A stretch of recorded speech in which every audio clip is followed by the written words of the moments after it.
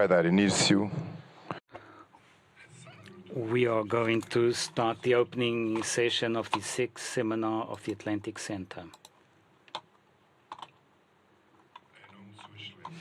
On behalf of Her Excellency, the Secretary of State for Fisheries, Cláudia Monteiro de Aguiar, the 6th Atlantic Center seminar is now open.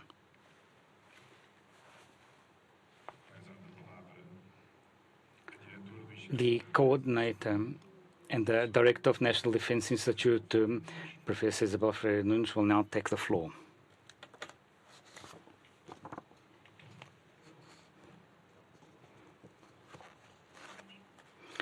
Madam Secretary of State for Fisheries, Vice Admiral Noronha Bragança, Coordinator of the Atlantic Center, Honorable Ambassadors, Secretary General of the Ministry of Defense, Lieutenant General Campos Serafino, Managing Directors of the Ministry of Defense, Ministry of Foreign Affairs, Home Affairs and Economy, Admiral and Generals representing the Army, the Navy, and the Air Force Chiefs of Staff, Generals, Directors, and Senior Officials, other civilian and military entities, other guests, speakers, and moderators, dear guests, speakers, and moderators, ladies and gentlemen.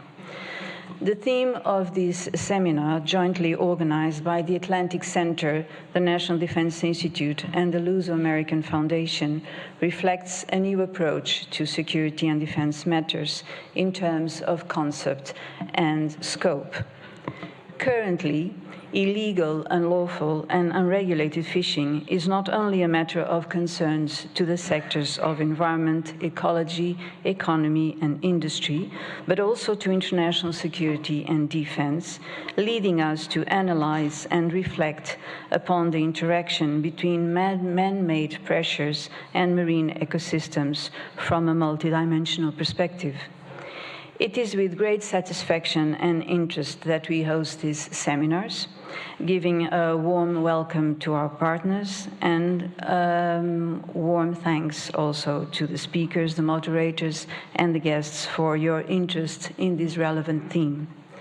Illegal, unlawful, and unregulated fishing refers to the activities that fall out the boundaries of national and international fishing regulations by either violating laws, operating unlawfully without specific permissions, or exploiting marine areas for which no regulatory framework exists. From an international security point of view, illegal, unlawful, and unregulated fishing represents a complex and growing global threat with far-reaching consequences for international security and global environmental protection. This type of fishing undermines the stability and sustainability of marine ecosystems, accelerates environmental degradation, and fuels social and economic instability, particularly in developing coastal countries. The interconnectedness of illegal, unlawful, and unregulated fishing with both security and environmental concerns is becoming increasingly evident, as the consequences of these activities transcend territorial borders and pose challenges of a global scale. While illegal, unlawful, and unregulated fishing poses clear environmental challenges, its implications for international security are equally of concern, currently powered by technological developments and overconsumption. As fish stocks become smaller due to overfishing and competition over resources intensifies, this may lead to potential conflicts between international state actors and regional non-state actors. This is particularly problematic in regions where maritime borders are object of dispute or borders are weakly defined, such as in the South China Sea, or in some maritime areas bordering Western African countries.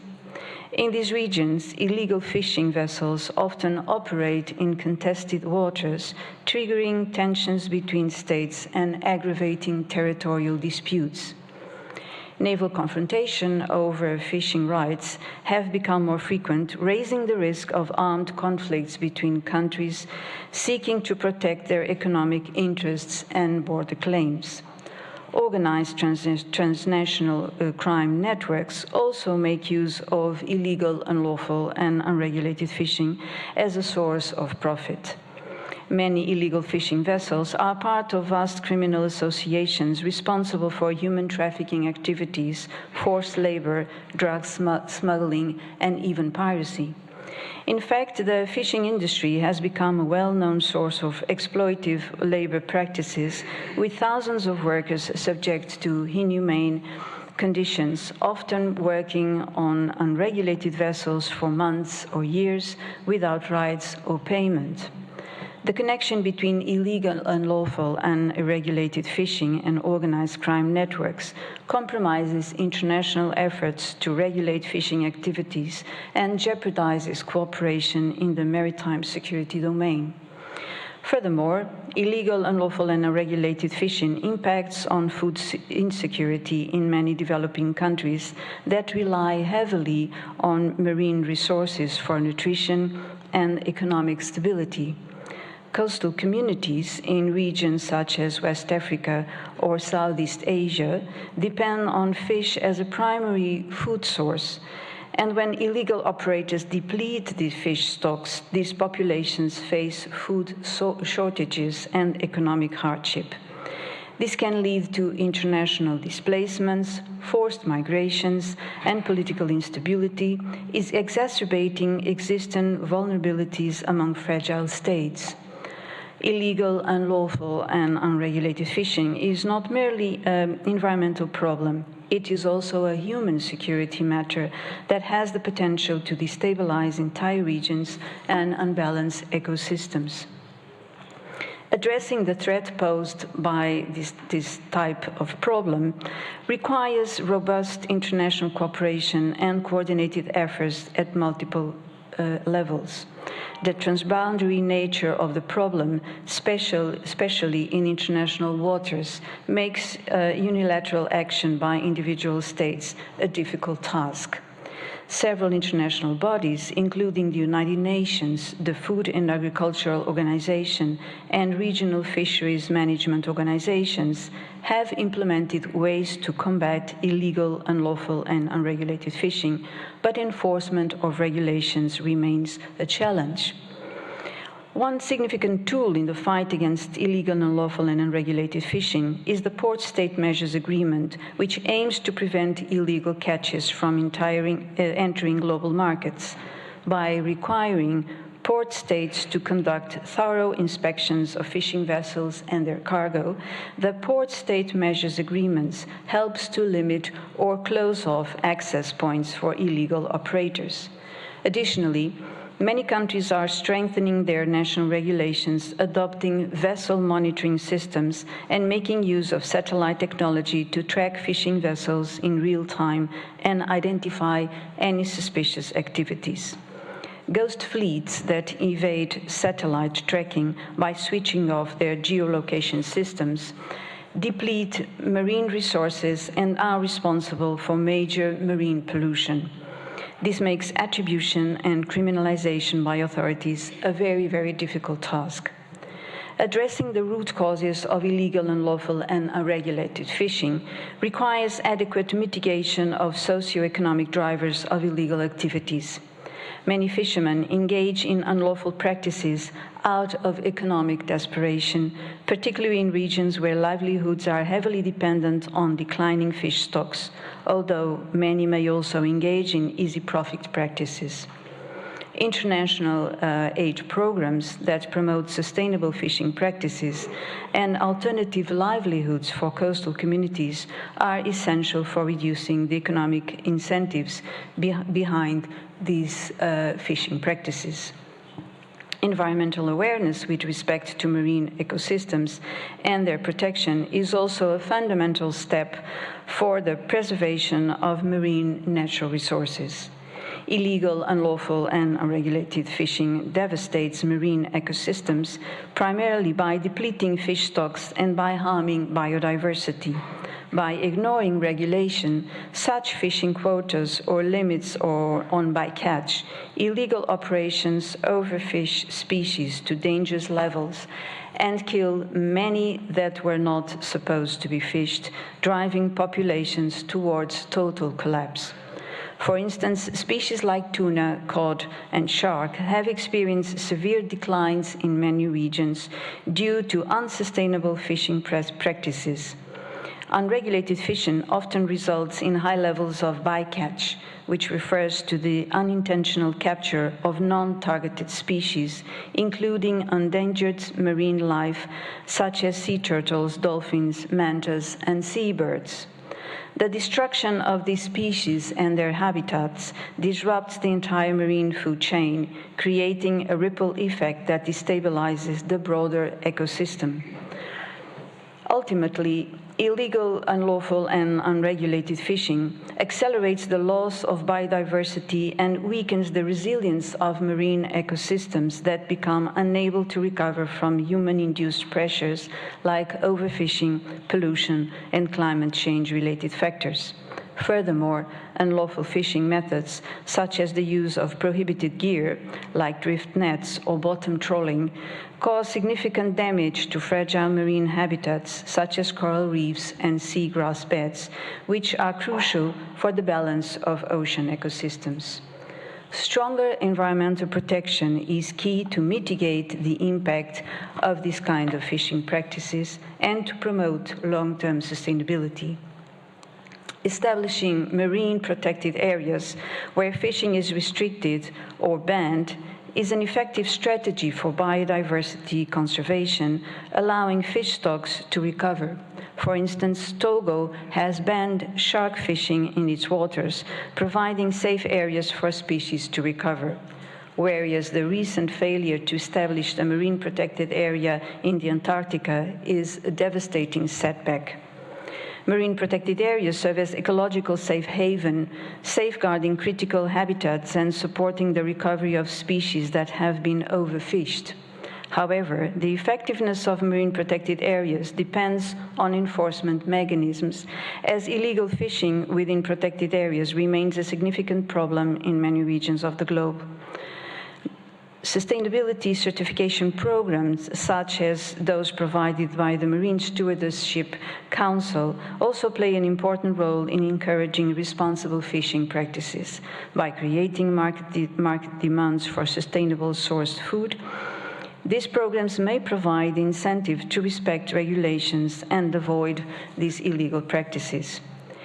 Increased consumer awareness about the environmental and ethical implications of seafood consumption remains also an important target to ensure positive change in the fishing industry. The depletion of marine resources caused by these fishing practices not only accelerates environmental degradation, but also heightens geopolitical tensions, fuels organized crime, and exacerbates food insecurity. Addressing this issue requires concerted global action, including a more robust enforcement of international agreements, the use of advanced technologies for surveillance, tracking, and monitoring, and better capacity built in support for protection and sustainable development in coastal regions.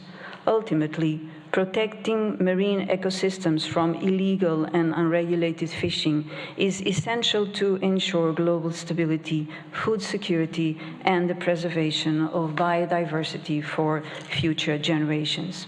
Ladies and gentlemen, I would like to end this introduction by addressing a word of praise also to the two fellows that won the Atlantic Security Award 2024, Jan Stokruger from the University of Copenhagen and Alexandre Mendes from the University of Oporto, and I wish them a very successful, challenging, and fulfilling research work. To all our speakers, moderators, and all our guests, I would like to wish an excellent opportunity for all of us to reflect and debate on such an important theme as the one that brings us together here to discuss and analyze. Thank you.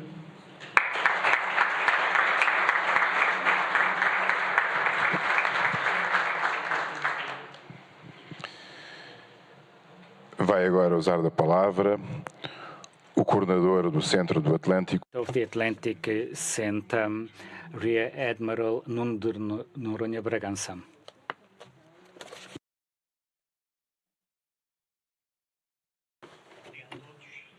Good morning, everybody. Good morning. Buenos dias. Of Atlantic speak a lot of language. Not a lot, but I would like always to grade in the different language. So to start, Madam Secretary of State for Fishery, Excellency, I would like to begin thank you for the participation in the open of the 6th Atlantic Center Seminar, which provides us a good example of importance of intersectoral cooperation. Madam Director of National Defense, thank you very much for your cooperation and partnership. Honorable ambassadors, distinguished guests, distinguished keynote speaker, Christian, esteemed civilian and military entities, dear speakers, moderators. Ladies and gentlemen, I would like to welcome you all to the 6th Atlantic Center Seminar under the theme of illegal, unreported and unregulated fishing in the Atlantic. Allow me first and foremost to thank you for your presence and your interest in the work that the Atlantic Center does. High fishing is often an overlooked topic whose importance lies in this multidisciplinary nature and its convergence in other types of illicit activities. Before I go briefly on IU fishing and the report that the Atlantic Center produced, allowed me to highlight the path that the Center has been trailing, which ultimately brought us here together for this occasion. Last December, during the G7++ Friends of Guinea plenary in Dakar, the Atlantic Center presented what was agreed by its 23 member states, namely the topic of IU fishing in the Atlantic, and thus starting our annual storyline. Once this topic was chosen, we made a call to our 23 member states for 3 continents to help us find young researchers that, according to their area of expertise, could contribute their research to this pan-Atlantic common issue. Thank you. I see some of you here with us. Thank you very much. Secondly, we organized the 4 maritime security course in Terceira Island at the Portuguese Air Force Air Base number 4 in the Azores, where we collectively work on this topic. And thirdly, the 6th Atlantic Center Seminar on IU fishing. I will touch now a little bit about the 4 maritime security course, where I would like to highlight 2 aspects. One, we get approximately 75 people from 27 countries from all sectors of society: government institutions, academia, non-governmental organizations, armed forces and coast guards, and regional fisheries communities, in what was an unequivocal manifestation of a whole of society interest in addressing IU fishing. But what is the word of this interest if no knowledge production, recommendations, or some sort of pathway forward on the topic is produced? This brings me to the second aspect in the Azores. With the contribution of everyone, we developed what we call the daily collection of ideas. This serves, first of all, to energize everyone up at the end of a tiring day of work.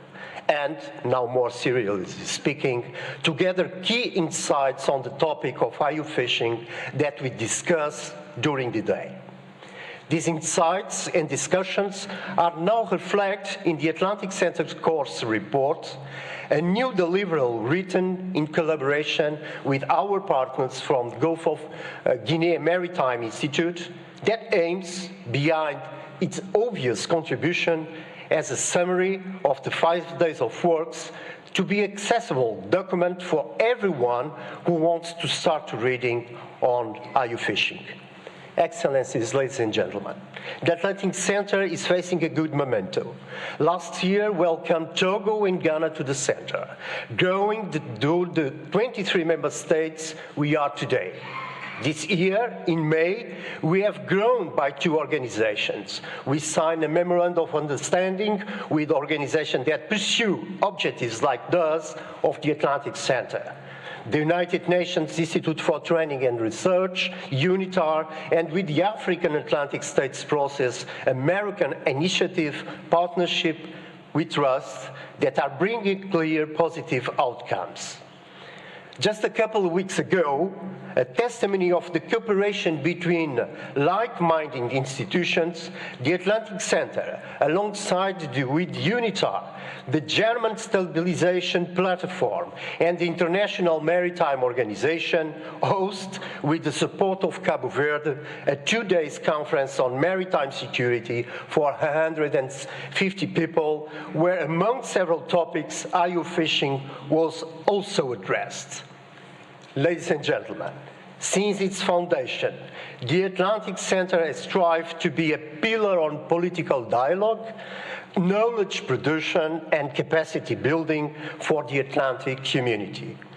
Not only do we achieve that through our annual initiatives like Maritime Security Course and this seminar, but also through the presence and engagement of all of you. The Atlantic Center is an initiative created by the Atlantic and for the Atlantic. Its mission lies in strengthening and empowering a community that sails our ocean as a whole. Dear friends, according to the IU Fishing Risk Index, which provides a risk score for all coastal states, from 1 to 5, 1 being the best and 5 the worst, our Atlantic is facing challenges. The East Atlantic shorelines show a vulnerability score of 2.9, one of the highest of the globally speaking, while the West Atlantic has a score of 2.7. This data reveals how the same threat manifests itself differently across the Atlantic.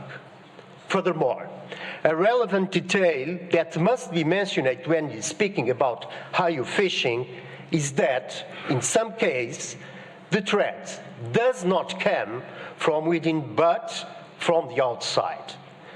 Countries with a vast domestic and distant war fishing fleets are depleting natural resources and testing international law. It must be mentioned that non-Atlantic countries, according to the IU Fishing Risk Index, exhibit the world's worst IU scores. Addressing this situation will contribute to promoting resilience across the Atlantic basin and granting fisheries-dependent communities the sustenance they require and deserve. Moreover, one must understand that IU fishing shares complexities with several sectors of society: narco-traffic, piracy, and armed robbery at sea, and are just a few of the illegal activities associated with IU fishing. We need, therefore, cross-sectoral cooperation to achieve lasting impacts both at sea and on land. These complexities must be harmonized to the greatest extent possible and at the national, regional, and international level, while also enhancing the advantage of new technologies. Lastly, to address IU fishing in the Atlantic, strong enforcement mechanisms are required. by establishing consistent regulation and closing legal gaps, nations can ensure the sustainable management of the fish stocks and protect the economic well-being of coastal communities. Excellencies, to finish, this seminar will bring you to the For Atlantic Center report, the topic of IU fishing. This report was a collaborative effort of several institutions across the Atlantic. Not only we have research that provides the Atlantic community with a deliverable that outlines the course of action, but we also have a foundation that may help future research on this topic and potential tangible actions. Madam Secretary of State, ladies and gentlemen, it is our aspiration that this seminar will cultivate your interest on this important topic and our wish that it may continue contributing to create and invest all of Atlantic community whose ambition is the prosperity of us all. Dear friends, I'm going to repeat something that I said recently in Cabo Verde and I listened in flood.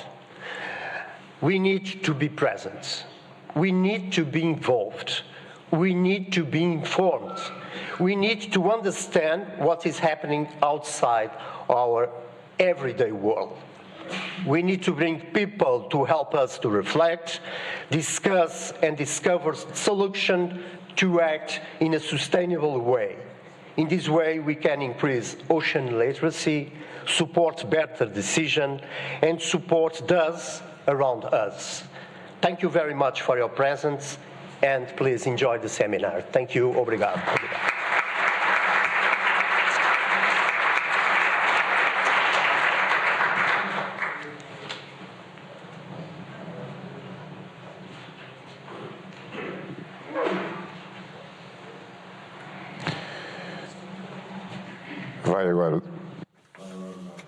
And now we will hear from the Secretary of State, Cláudia Monteiro de Aguiar.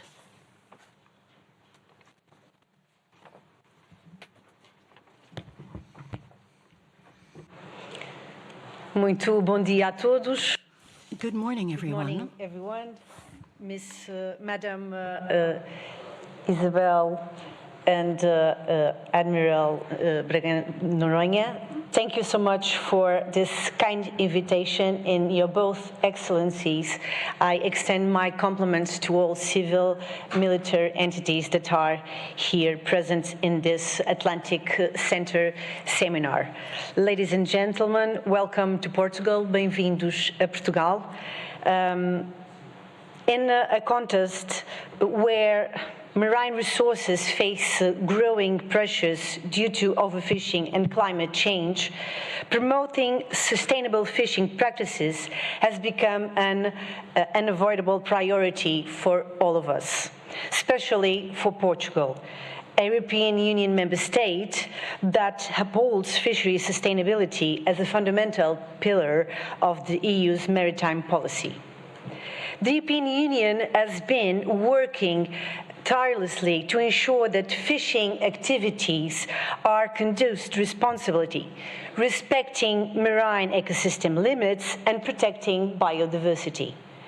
Portugal, with its extensive exclusive economic zone, plays a central role in this shared European vision. We are, therefore, determined to defend a fisheries model that protects not only marine resources, but also coastal communities that depend on this activity for their livelihood. Our strategy is clear.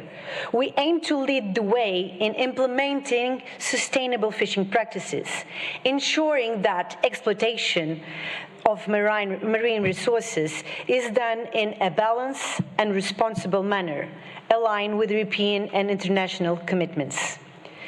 Fishing is essential to the national economy and simultaneously a public good that demands rigorous and shared management. Portugal aspires to position itself as a leading advocate for ocean sustainability, not only within Europe, but also on a global scale. Protecting marine ecosystems, preserving biodiversity, and promoting selective and low-impact fishing practices are and will continue to be our priority objectives for our country.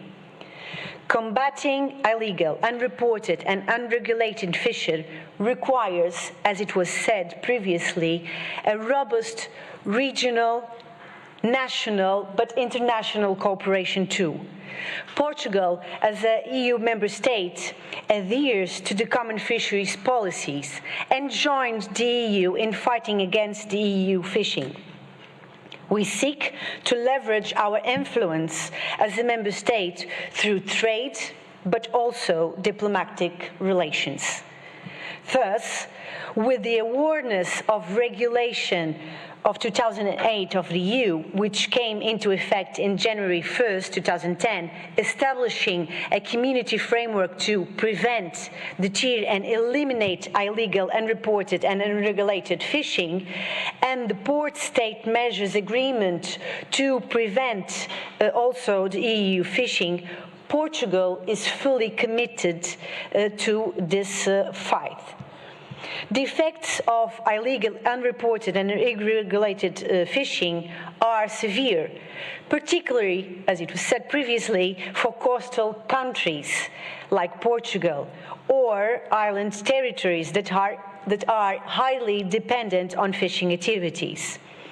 These adverse effects negatively impact national economies, the livelihoods of local populations, food and nutritional security, but also environment.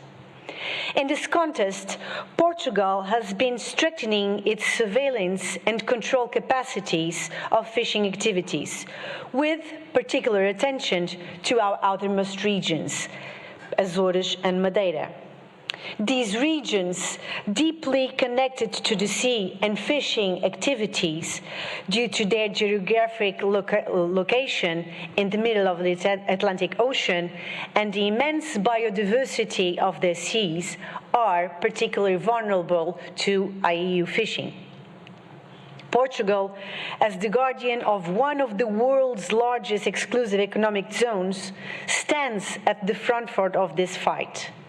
Through coordinated efforts between national and regional authorities, our country has been enhancing its capacity of monitoring, surveillance, and control of fishing activities within our waters. To the considerable efforts of regional authorities is added the support of national authorities in coordinated strategy to combat this practice and address the threats posed by illegal fishing effectively.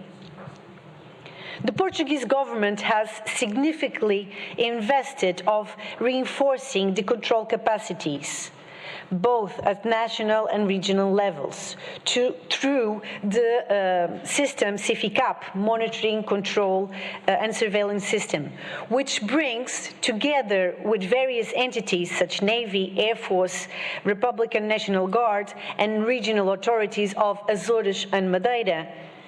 With all this integrated system, which allows real-time information sharing and coordination of inspection actions, we have proved also that this is a fundamental tool for the success of our surveillance operations. Recently, through this close cooperation, we have managed to identify and intervene in cases of illegal fishing in our waters, particularly involving foreign vessels. In addition to CIFICAP, as I mentioned, Portugal has implemented several concrete measures to combat EU fishing in our seas. One of these measures is the mandatory use of vessel monitoring systems for all EU registered fishing vessels, including those operating in the Azores. The systems provides real-time data on location and activities of vessels, increasing our monitoring and control capacity. Portugal has also adopted port state measures as part of FAO agreement, aimed at preventing vessels involving in EU fishing from accessing Portugal ports. By restricting market access for these vessels, we are significantly hampering the operations of fleets engaged in illegal activities. It is essential to highlight that fishing is vital for food supply, economic growth, and biodiversity. Globally, the fishing sector supports over 40 million jobs, and in Portugal, fishing plays a central job and role in our coastal economies. According to SOFIA 2022 report, in 2018, 39 million people were directly involved in fishing and aquaculture, with most of these jobs in small-scale fishing in developing countries. This number has risen to over 40 million people in recent years. International trade in fish and aquaculture products generates around 151 billion in 2020, and a slight decrease from a record of 165 billion in 2018, due to the impact of COVID-19 pandemic. In Portugal, fish consumption also reflects the sector importance.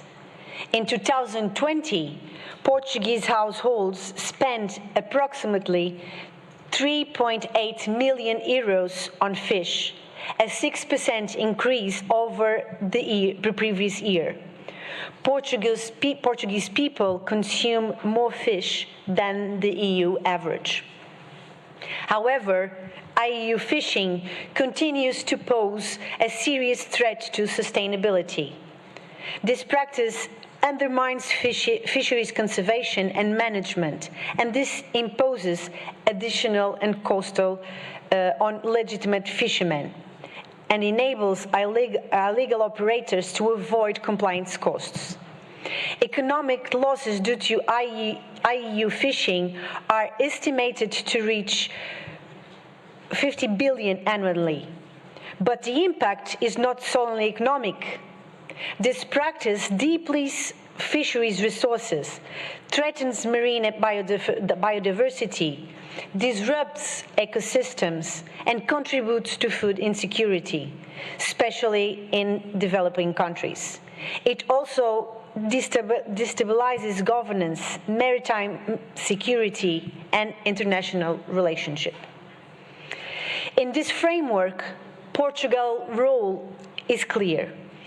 We aim to lead in strengthening coordination among entities with the CIFICAP, cooperating with EU bodies such as the European Fishery Control Agency, and also other member states, third countries, regional fisheries management organizations.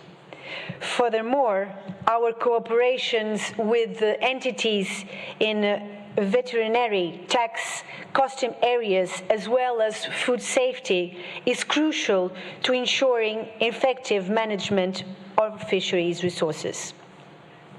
We are also enhancing the capacity of the national fisheries authorities, control and inspection agents, equipping them with more advanced technically and IT systems, and continually investing in innovative surveillance technologies, such as satellite tracking, and also by using artificial intelligence.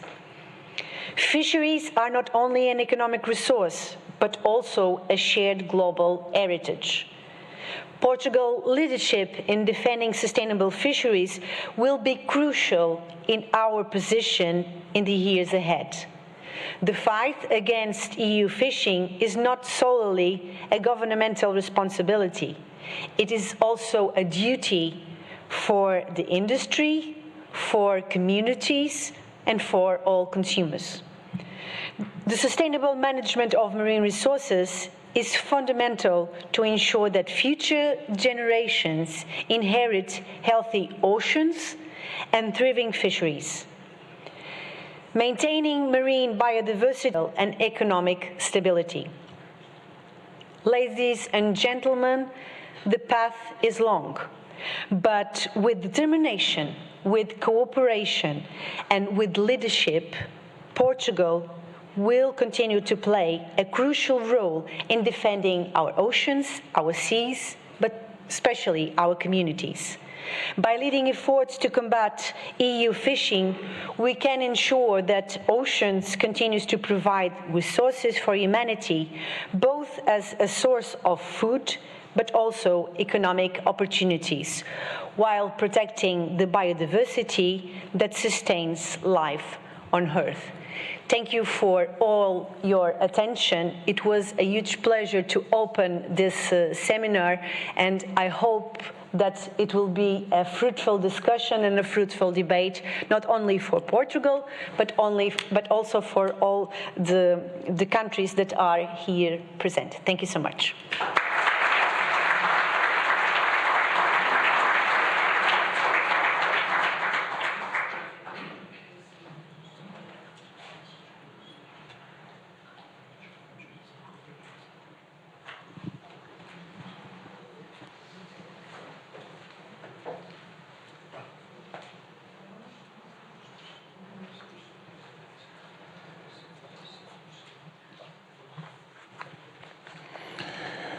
Convidamos agora.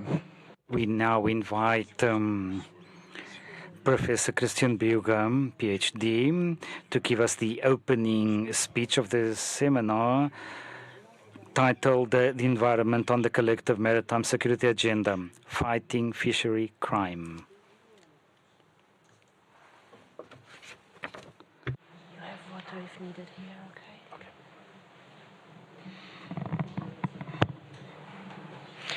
Excellencies, admirals, colleagues, and friends, it's a great pleasure to be with you here today. And let me start in congratulating the Atlantic Center for convening this meeting and also for facilitating this important discussion on illegal fishing, or what I would like to call in the following fish crimes as a more narrow term. I would like to use this as an opportunity to speak a little bit about why addressing fish crime is super important on the global maritime security agenda on the one side, and then secondly, talk a little bit about how and why it is an opportunity for cooperation in the Pan-Atlantic region overall. Throughout, I'm going to talk and draw on our most recent book. It's titled Understanding Maritime Security, and it just came out this year, and it's written together with my colleague from the University of Bristol, Tim Edmonds. And our core argument in the book is that if we want to master maritime security, then we need to recognize that it's a complex subject. We should not make this complexity go away, but instead connect the dots. See how different maritime security issues hang together. And I think environmental crime is a perfect example for this.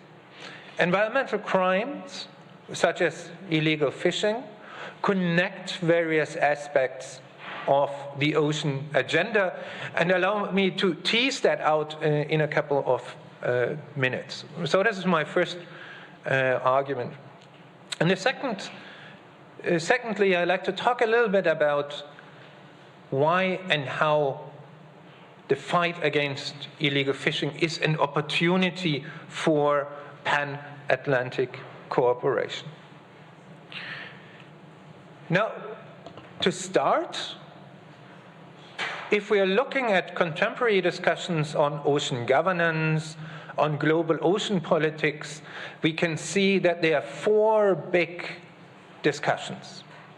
And they're all centered around a particular concept.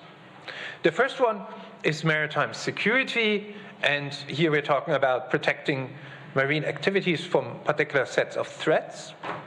The second one, perhaps most prominently, is the discussion on blue economy. And here we're talking about sustainably exploiting the ocean resources. The third one is the discussion on ocean health. And here the key focus is on protecting and restoring marine biodiversity. And last but not least, very important, is the discussion on blue justice. And blue justice concerns are mainly about the question of who benefits from the ocean economy, who has to shoulder all the risks, and how do we distribute this most fairly. So these are the big discussions on the oceans today. If you go, for instance, to the UN Ocean Conference, you will see that it's mainly about the blue economy and ocean health, with justice concerns dropping out. And quite obviously, here we are mainly concerned about maritime security. The key argument now is that these 4 different discussions often don't talk to each other, with some exceptions. Illegal fishing is one of these exceptions, and this is why it is an opportunity to bring these different communities and discourses together. Now let me jump in a little bit into the question of where is illegal fishing as an issue from a maritime security perspective. And a lot of it actually has already been mentioned in the excellent opening talks. Now, from our perspective, maritime security basically consists of a triangle. It is concerns over interstate conflict, extremism, and terrorism, and 3 different kinds of blue crime. That is crimes against ships, such as piracy, smuggling activities, and then we have environmental crimes. And quite obviously, when we're talking about illegal fishing, we are talking about an environmental crime. So, in many ways, illicit fishing is a paradigmatic environmental crime. It does significant harm to biodiversity. It leads to economic losses. That, however, is not the end of the story, because illegal fishing in many ways is a facilitating crime. That has been mentioned in the opening talks already. It is often linked to different forms of smuggling, narcotics, weapons, human smuggling, and various kinds of contraband. Illicit fishing has also been linked to the justification of forms of crime. And the paradigmatic example is Somali piracy, where whenever you would ask a pirate in prison these days, why did you do it? He would say, because of illicit fishing. So it can serve as an important justification to engage in other forms of crime. Obviously, if you have a lot of illicit fishing in one region, that can also mean that other crimes are occurring, what can be called a space of insecurity. Last but not least, and here the evidence is really straightforward, usually where there is illicit fishing, there are also high levels of corruption, import, official corruption with governmental agencies, and so on. So this is also a challenge that we're talking about when we're talking about illicit fishing. If it comes to a link to terrorism and extremist violence, we do not have much evidence. There are suspicions, however, that illicit fishing has been linked to terrorist financing. That is mainly the case for Al-Shabaab and Somalia, but the link here is a little bit more tenuous. But when we are looking at it holistically, we should have it on our agenda. Now, what about the interstate dimension? As we can see throughout history, basically, fishing has always been tied to interstate disputes and border disputes. And a good example for a contemporary fishery dispute is the border dispute between India and Pakistan, where fishermen get basically arrested on an almost weekly basis for having conducted illegal fishery, and it's part of a big diplomatic game. Obviously, we also need to ask the question of whether there are states that sponsor or at least tolerate illicit fishing. And the strongest evidence for this we have is the Iranian fishing activities around the Horn of Africa. This has been very well documented, including through satellite data. We have quite some evidence for Chinese illicit fishing activities around Western Africa, where at least the question needs to be asked whether that is state-tolerated or state-sponsored. And then, quite obviously, our African colleagues will also rightfully ask the question whether there's also a European country that has been tolerating illicit fishing activities over the years. And here I'm talking about Portugal's neighbor. Importantly, we can increasingly see how illicit fishing or fishing activities are also linked to what is called gray zone warfare.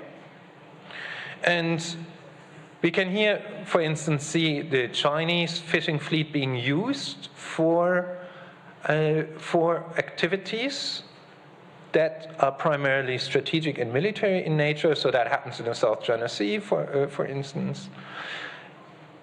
We can observe in the North Atlantic how Russia has been using its fishing fleet increasingly for strategic objectives, including intelligence operations.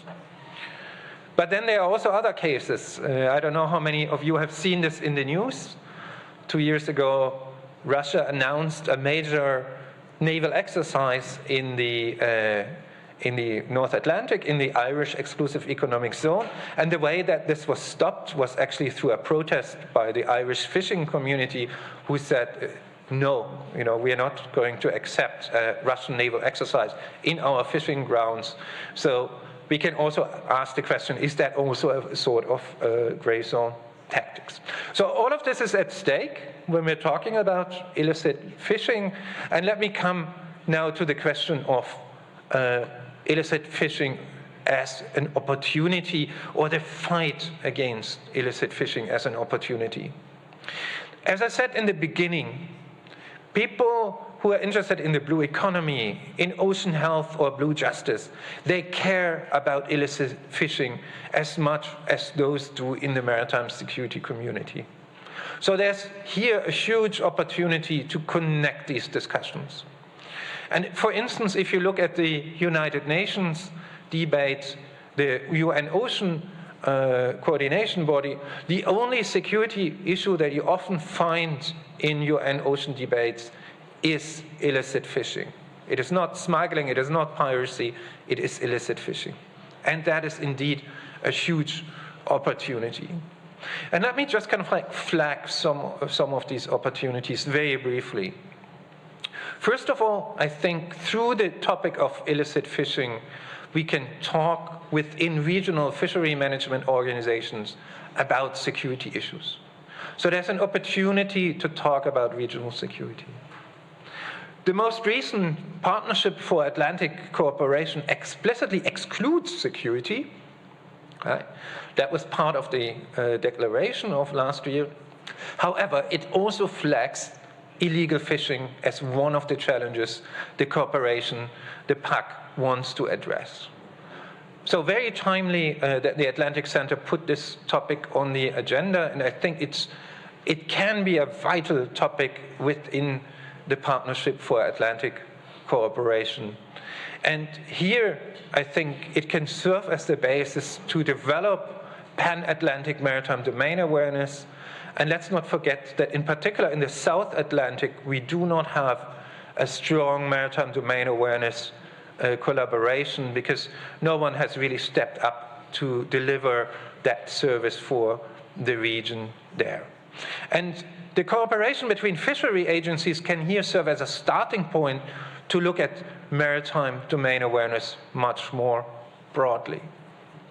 Lastly, I think also the new High Seas Treaty, often known as the BBNJ Treaty, that will allow us in the near future to have marine protected areas on the high seas, is also a huge opportunity here. Because once we start to have marine protected areas on the high seas, the question needs to be asked, who is going to police these marine protected areas? And the answer will be that we need maritime security corporations, navies, coast guards, and other agencies cooperating to police these marine protected areas. So there's a huge potential for states actually working together for diplomatic initiatives and for using this opportunity to connect ocean paradigms. So that was my key argument. We can use it to overcome fragmentation in ocean governance. The fight against illicit fishing is an opportunity, and overall, I would argue that the environment needs much more attention on the maritime security agenda. Last but not least, allow me also to flag that there's a major question in the background. This is the question of what kind of regional and global institutions do we need to do this? And this is the question that we are addressing in a report that is just coming out next week and will be published with the United Nations Institute for Disarmament Research. And I'd like to invite you all to have a look at this as well. It will be out next week, and the launch is actually next Friday in Geneva and online. I thank you very much for your attention and look forward to the rest of the day.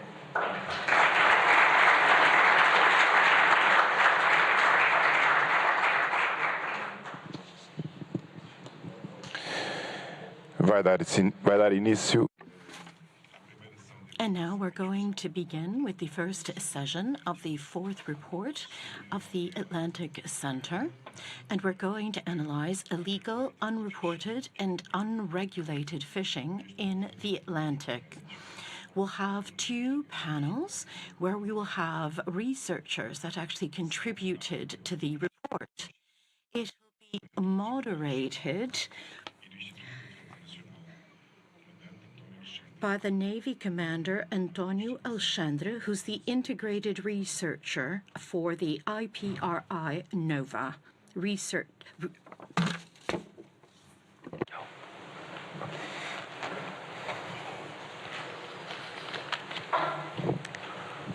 That's it.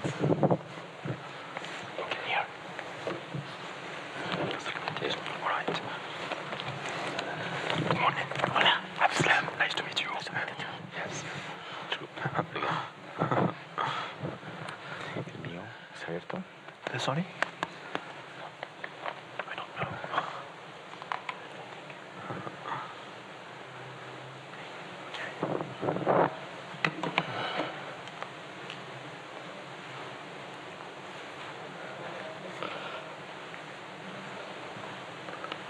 Okay. Good morning, everyone. I would like to start this first panel by thanking National Defense Institute for hosting this seminar, and Admiral Nuno Bragança for the invitation to be the coordinator of this Atlantic Center 2024 research project entitled Illegal, Unreported and Unregulated Fishing in the Atlantic. Let me also congratulate all the researchers who joined the team. Some of them are here with us. I will introduce them later. You have done a great job. Thank you very much for your support and cooperation. I will start by covering the concept of IU fishing. We have been talking since the beginning of the seminar about the illegal, unreported, and unregulated fishing. I will divide my brief presentation in two parts. First one to speak about that, and the second part to speak about this research project. So, we can say that fishing activities are considered illegal when they are conducted without a license or authorization, against conservation and management measures, or against national laws and international obligations. The fishing activities are considered unreported when they are not reported or misreported to the relevant authorities. And finally, they are considered unregulated when they are conducted in areas with no applicable conservation and management measures, and conducted in a manner inconsistent with state responsibilities for the conservation of living marine resources, or when the fishing vessel has no nationality. Well, this slide shows different maritime spaces of sovereignty and jurisdiction where IU fishing takes place, mainly in the exclusive economic zones of coastal states and in the or on the ICs. Where the water column is beyond national jurisdiction, but where there are many regional fisheries management organizations, which are international organizations that establish binding measures for the conservation and sustainable management of highly migratory or stranding fish species. These are the most common types of IU fishing, both in the exclusive economic zone of coastal states or in the regional fisheries and management organization areas. As you can see, a lot of types of IU fishing.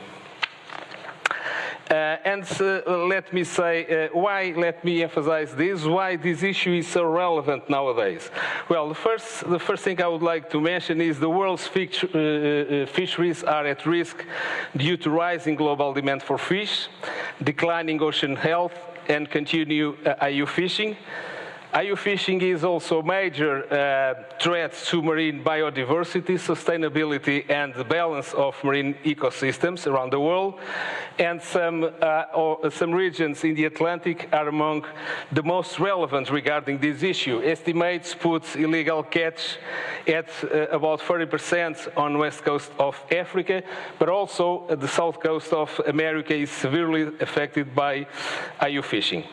And why IU fishing is a major threat to maritime security in the Atlantic. Let me emphasize some points. The first one, it jeopardizes food and economic security of coastal communities, since these industrial fishing fleets involved in these illegal activities disrupt the economic model of coastal fishing. It facilitates conflicts between countries, especially those that depend on it as a vital source of income.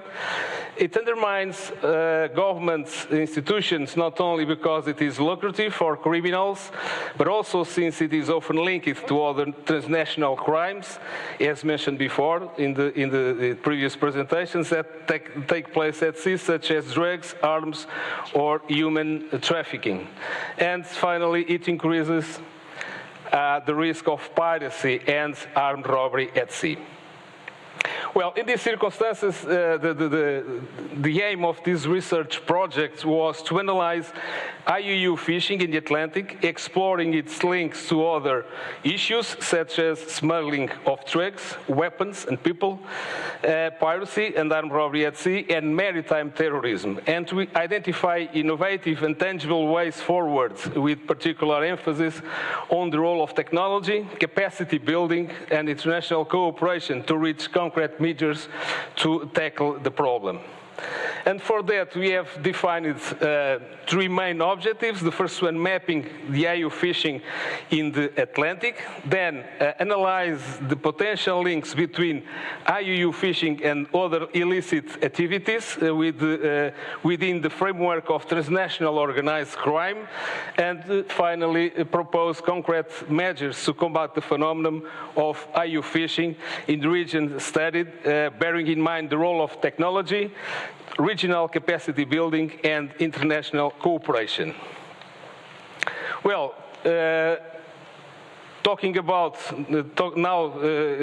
focus on this research project was it was divided in 6 specific areas of research on both shores of the Atlantic, Northwest Atlantic, the Caribbean Sea, the Southwest Atlantic, the Northeast Atlantic, the northern part of Gulf of Guinea, and the Gulf of Guinea itself.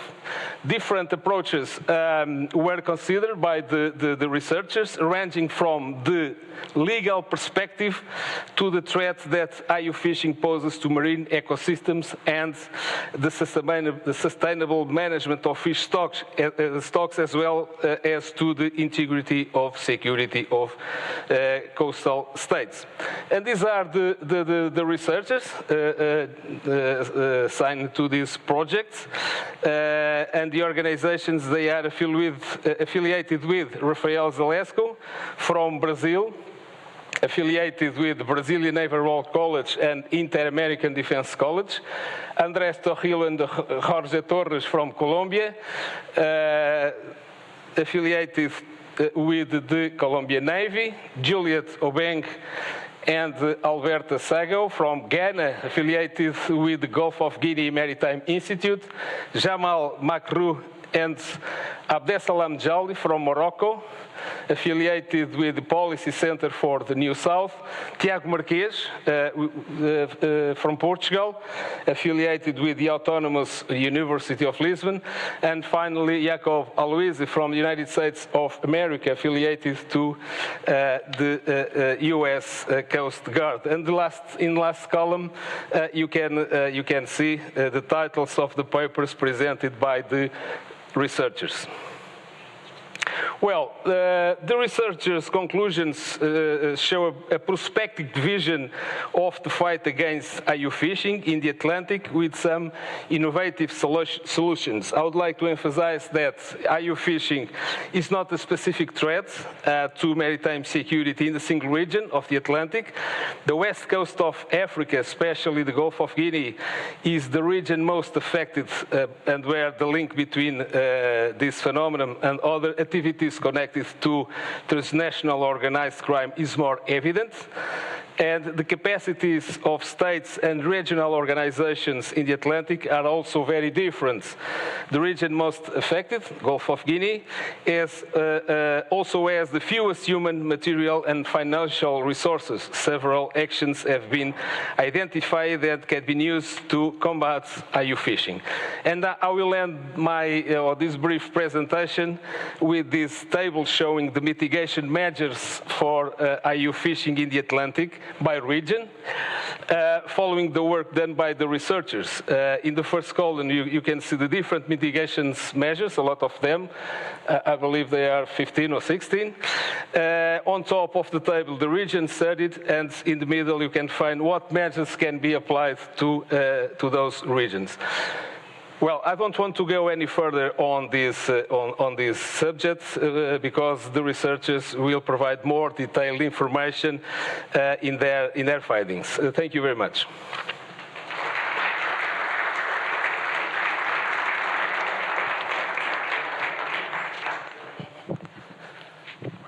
Okay, let's continue with the first panel. Here with us, I have the first 2 speakers. I will introduce the first one. Abdesalam Jali is a professor of law at Mohammed VI Polytechnic University and a senior international relations specialist at the Policy Center for the New South, focusing on Maghreb, EU, France, India, and new tendencies of international law. is currently affiliated with the G20 Brazil as a core governance and strengthening as a core member of task force examining the voices of the global south in global governance and strengthening multilateralism. He has over 10 years of experience working in multilateral, non-profit, social research, academic sectors, and democracy building. He holds a PhD in law from the University of Strasbourg. Absolutely. Please, Absalom, the floor is yours. Okay.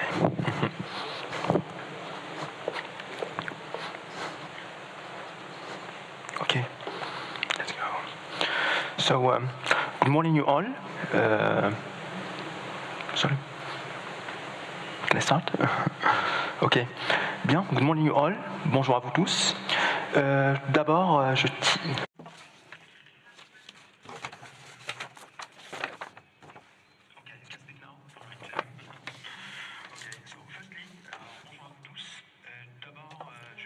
Good morning. Firstly, I would like to thank the Institute for National Defence for the opportunity not only to invite me to speak with you, but to have collaborated on this project on illegal fishing. I want to equally thank warmly the professor that helped me actually on this particular project and all of the research that has been conducted since February of last year until the month of September. I worked mostly with Professor Momsala,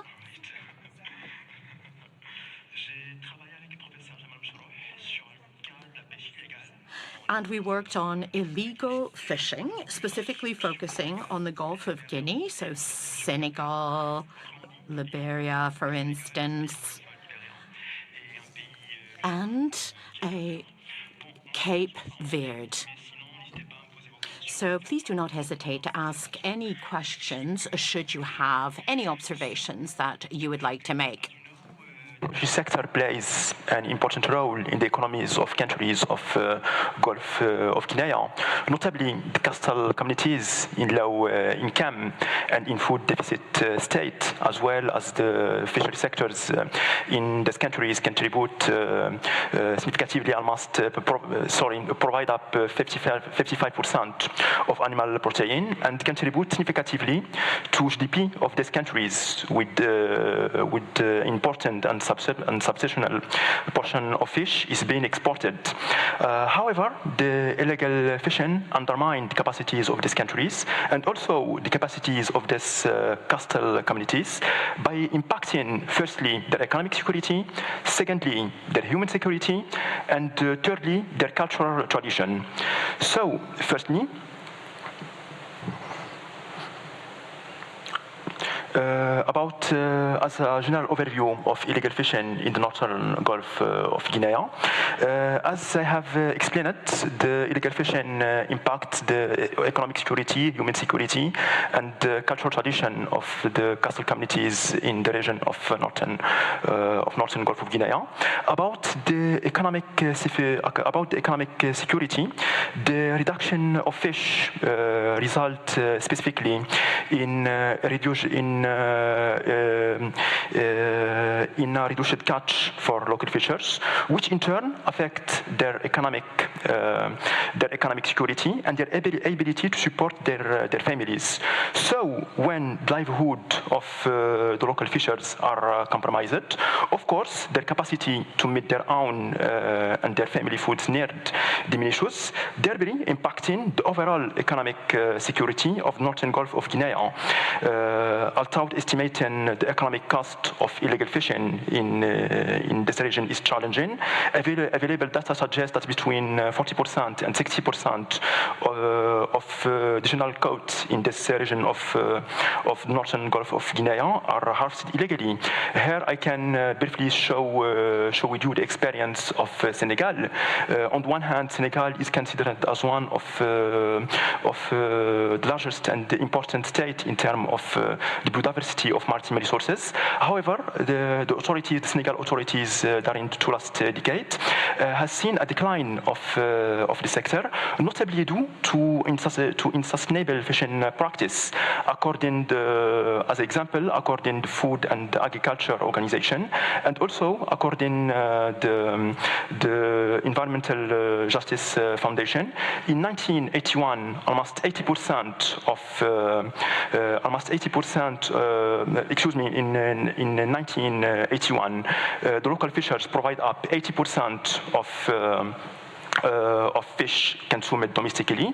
In 2014, this rate has dropped to 50%, and in 2019, the Food and Agriculture Organization has affirmed that almost 80% of the fishing capacities of Senegal were being fully exploited or at risk of collapse. Moreover, the Environmental Justice Foundation, within the framework of a survey organized in 2022, has affirmed that almost 65% of local fishers surveyors in Senegal have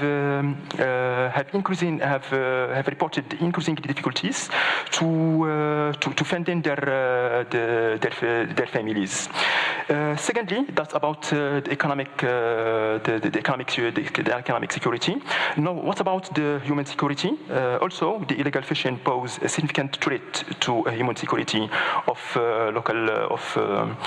local fishers, notably due to the conflict between the industrial vessel and small-scale vessels. This conflict can be directly or indirectly like the industrial vessel smalling down the small-scale fishers, or indirectly like such industrial vessel depleting all available fish and shrimp. Reason why some countries like Senegal have recently decided to establish some reserved zone, exclusive reserved for small-scale fishers, named the inshore exclusive zone. However, the data has suggested, some data has suggested that the industrial vessel spend approximately 3 to 6% of this time in this reserved water, reserved for small-scale fishers, leading to a conflict between the industrial vessels and small-scale fishers. The same report affirmed that almost 215 local fishers died annually in the region of northern of Gulf of Guinea, due essentially to the collision with industrial vessel. And thirdly, the illegal fishing threatens also the cultural tradition of coastal communities in the region, as the sea and the fish are constitute an integral part of the cultural heritage and tradition of many coastal communities in this region. So that's about the first part. So about the second part, how the illegal fishing in the northern of Gulf of Guinea threatened the national security of those states. Here I have worked firstly on the question of piracy, also the connection between fishery immigration by Interpol, and the fin. So about the first topic. So the research has suggested that depletion of maritime resources in the region has made the transnational crime organization more appealing to those involved in illegal fishing. The connection between the illegal fishing vessel and human trafficking and forced labor abuse in the northern Gulf of Guinea is well established according to the Interpol, highlighting that foreign vessels involved in human trafficking offense are often engaged in illegal fishing activities in the Gulf of Guinea. And this finding, was corroborated on one hand by the U.S. Department of State, and on the other hand by Greenpeace. About U.S. Department of State, this one has affirmed that in a report presented in 2014 that alongside the coastline from Senegal to Angola, including sub-Saharan Africa, the forced labor is so prevalent in foreign vessels, notably the Russian and the Chinese foreign vessels that operate in in poorly regulated water of this region. And about Greenpeace in 2012 have reported a similar trend of human trafficking for labor force, citing an incident where Senegalese naval authorities have arrested Russian illegal fishing vessels in this region, and near the border of Guinea-Bissau specifically. And after investigation, the Senegalese authorities have discovered that the crew on board the vessel were being forcibly kept on board, fearing they would lose their pay and be unable to return home. So I think this incident creates not only a situation of unfair competition, but constitutes also a threat to human rights. So the second one is about the connection between illegal fishing and illegal migration. One significant factor contributing to the illegal immigration in this region of the world is specifically the loss of caste the loss of income of coastal communities due to the decline in fish resources exacerbated by the illegal fishing. So this connection was recognized by the Interpol, which noted that the illegal trade of fish can severely harm people's livelihood, leading to forced migration. Here I can give you the example of Senegal, where the crisis of artisanal fishing sector explained this surge in migration from the local fishers to the Canary Island, from where they seek to reach continental Europe. Thirdly, the question of the link between illegal fishing and piracy. Once again, the United Nations General Secretary Antonio Guterres in 2018 highlighted a link between piracy and illegal fishing, initially referencing to Somalia. However, this connection had also been applied to West Africa. Also, some scholars like Danton and Harris argued that the depletion of maritime resources could lead to a corresponding rise of piracy in this region. And moreover, the illegal presence of fishing vessels at the sea in this region of the world, and the lack of transparency regarding their movement make them more vulnerable about the operation of piracy, of hijacking, etc. Some studies, and like for example, the International Maritime Organization in 2022 has affirmed that a hijacked fishing vessel was used by pirates to launch additional attack in this region of the world. And finally, recent studies have suggested a possible connection between illegal fishing and international drug trade. So, to be honest with you, this studies has only mentioned briefly this possibility without delving into the detail. According to this studies, it has been suggested that due to decline in fish stock from overexploitation and illegal fishing, coupled with the lack of alternative legal livelihood, fishers in Guinea-Bissau are using their fishing boat to drug traffic illegally to neighboring countries like Senegal. Now, about the instrument for addressing illegal fishing in northern Gulf of Guinea. There exist today two main instruments. Firstly, the Yawande Code of Conduct, and secondly, the Lomé Charter. About the Yawande Code of Conduct, this one has been adopted in 2000.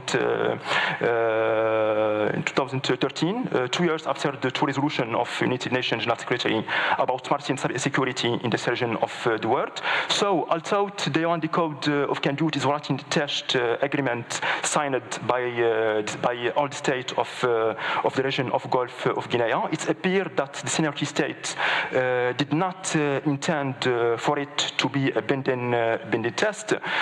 This no binding nature of UN Code is underscored by Article 26 of the code that underline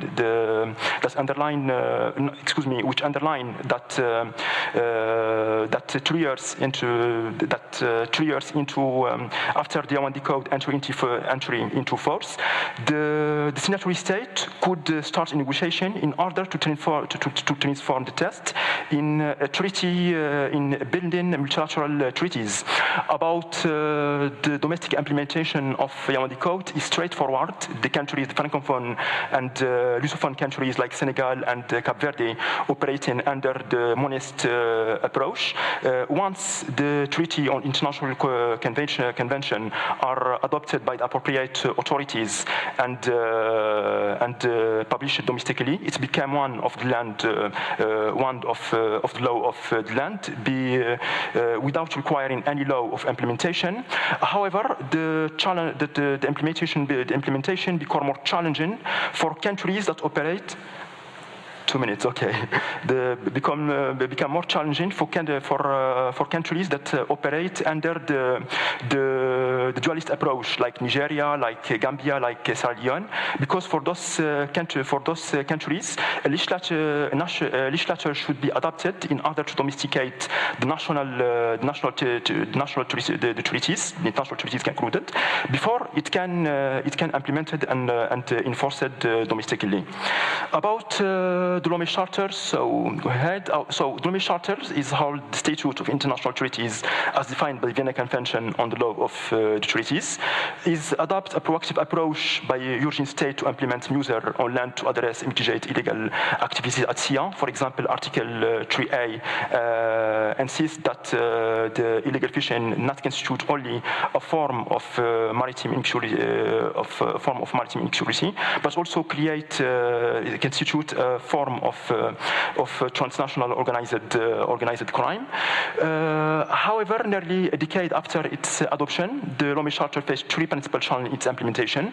Firstly, many African states have not prioritized maritime security in the extent required. Secondly, the state tend to focus their collaborative effort to piracy. And thirdly, only Senegal, Togo, and Benin have ratified the Lomé Charter. I think this low rate of ratification exacerbate the limited interest in using the Charter of Lomé as a foundational tool in order to fight and to mitigate the effect of illegal fishing. So to conclude, what about the recommendation? On the studies we have prepared 6 recommendations. Firstly, generalize the ratification of 2016 Lomé Charter on maritime security. Secondly, adopt an adequate legal and institutional framework. Thirdly, promoting sustainable fishery partnership agreement, like the experience between European Union and Senegal. Fourthly, identify the port entry. Fifthly, expanding the fishery committees for the central western Gulf of Guinea to include all Gulf of Guinea states. And finally, promoting maritime security by ensuring that each of us make good use about illegal fishing and understand the influence of love of coastal communities, particularly the coastal communities in low income and in food deficit state. Thank you so much.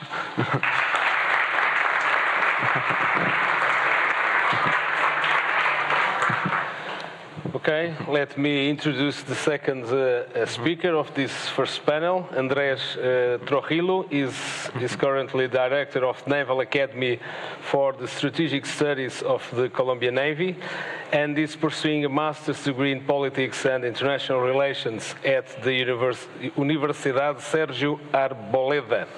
He completed the staff course and holds a certificate in maritime policy and strategy, as well as qualifications as a helicopter instructor pilot at the U.S. Army. He has a master's degree in national security and defense and was a fellow at the Center for Hemispheric Defense Studies in Washington, D.C. Andres also holds a master's degree in politics and international relations and serves as an adjunct professor at the Colombian Joint War College and Naval Academy Admiral Padilla. And a visiting professor at the Universidad Sergio Arboleda and Universidad del Rosario. Please, Andres, the floor is yours. Thank you, sir. Remind the time you have to do the presentation. 15 minutes, huh, sir? Yeah. Thank you. You're very straight with that. Thank you so much. Good morning. Good morning for all. Good morning. Thank you for this invitation. Thank you for the opportunity to be here with you, sharing our experience of the experience for the Colombian state and the Colombian Navy in this issue, in the illegal, unreported, unregulated fishing. And I want to share with you, first, I'm sorry, Madam Secretary of the State of Fisheries, sorry, the Madam Director of the Institute for National Defense, and please, sir, thank you for your invitation, and thank you for all, and all your team. And then, and thank you, sir, for to call me a young researcher. Thank you so much. Okay, I'm here right now to talk with you about the issue that I name or that we call criminal convergence in the Caribbean Sea. It's very important to know that for us in the Colombian Navy, this is not just one phenomenon occurring for itself. We talk in Colombia, in Colombian Navy and the Colombian states, like a link of, or like a system of systems of criminal convergence at sea. You can disagree on the first time. You can disagree the criminal activities that you notice in the land without a reference with a criminal at sea. You have to talk in a criminal convergence at land and at sea like one. That's the main thing that I want to talk with you this time. Okay, about the Colombian maritime territory, as you said, and as I heard in Terceira Island in May, you talk about something about the territory in Portugal, something very similar that in Colombia we say. We call that our maritime territory is the 44% of our territory. And the slogan of the Colombian Navy is, we protect the blue of our flag. Then we protect the 44 or almost the 45% of our territory in two scenarios, the Caribbean Sea and the Pacific Ocean. There are different kinds of scenarios, but with the same similar phenomena of criminality. We have a very different kind of more than that, and a special opportunity for the Colombian Navy that works in two seas or two oceans, and in the riverine zones and in the inside the territory. And we work together with the population and with the other admiral forces and to protect our environment. And then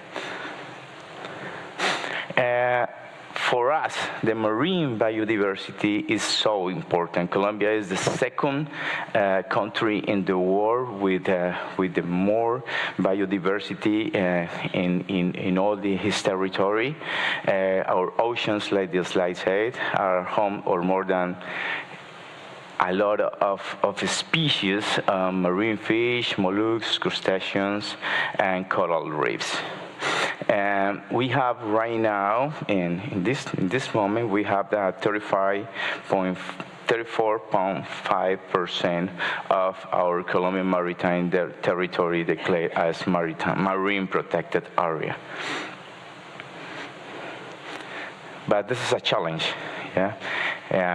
This is one of the slides that we want to share with you right now in this time.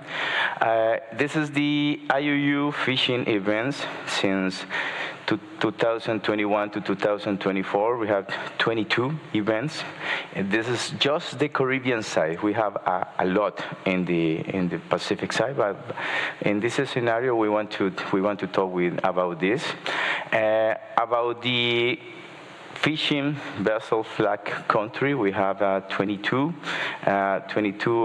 fishing vessels cases with, as you can see, five countries with fishing vessels in the area.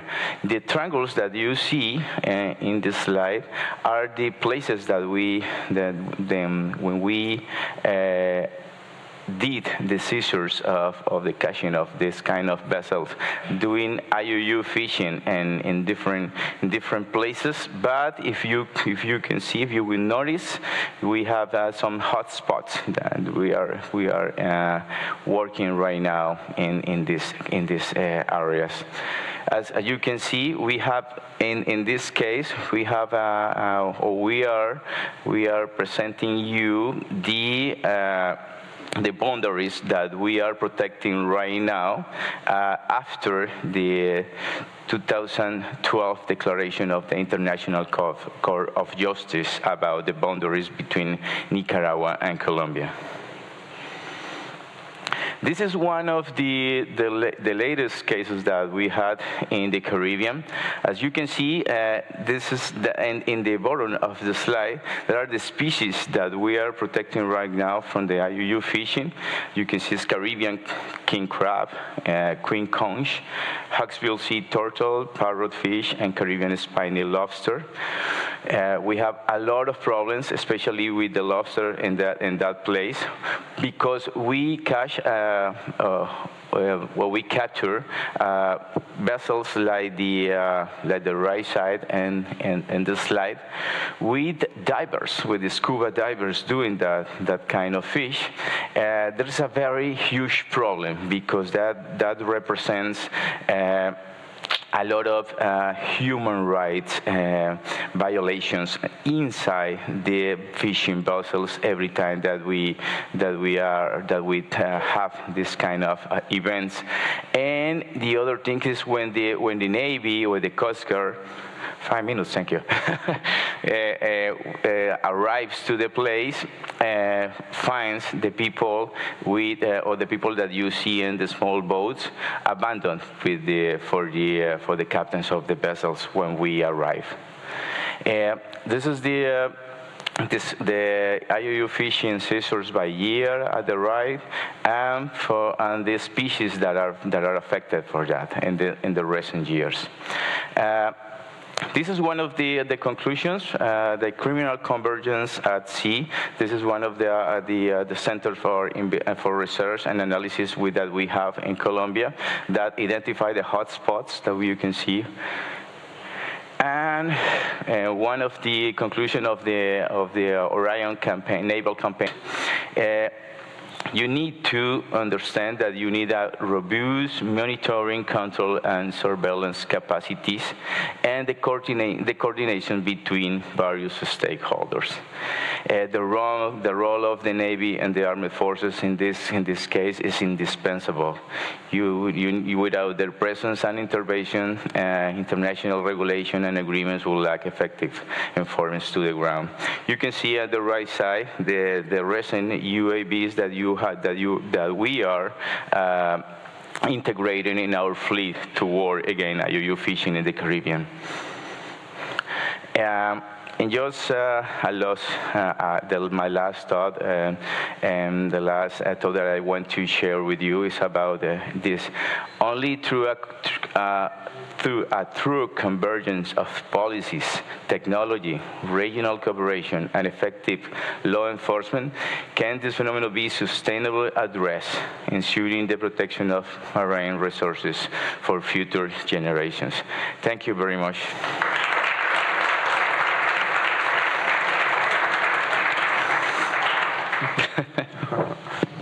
Well, thank you very much, Abdel Salam and Andres, for your presentations.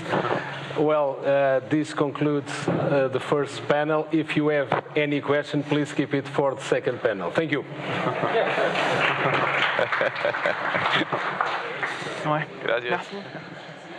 Segue-se pequeno intervalo. We now have a short break. We will be back in 15 minutes. Thank you.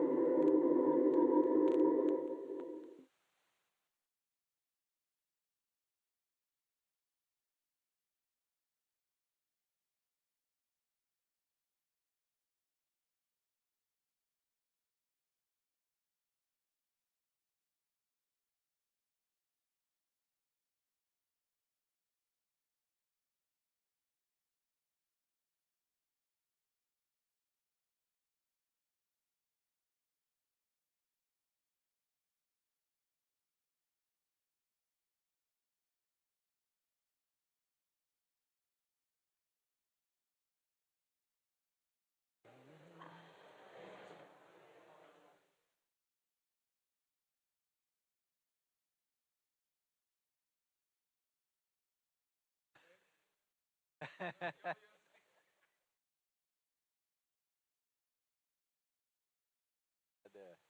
coffee break was very good. Yeah.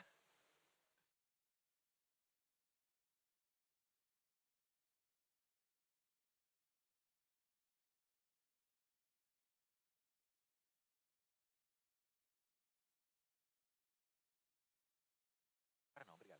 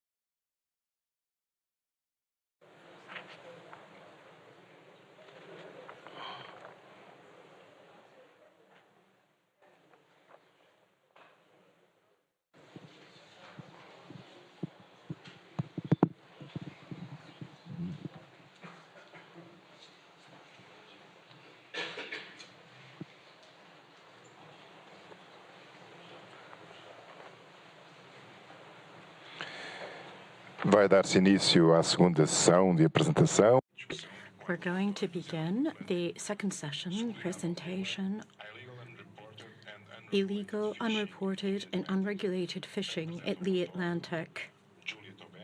We will hear from Juliet Obang from the Gulf of Guinea Maritime Institute and Jacoby Alosi from the United States Coast Guard.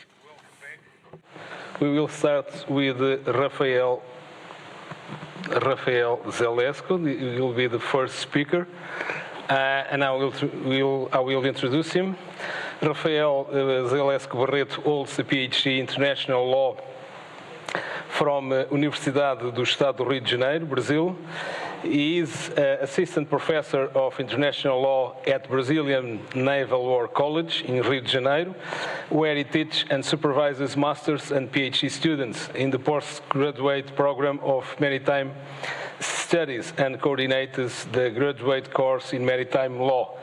He is currently undertaking a postdoctoral research in maritime security at the Inter-American Defense College in Washington, D.C.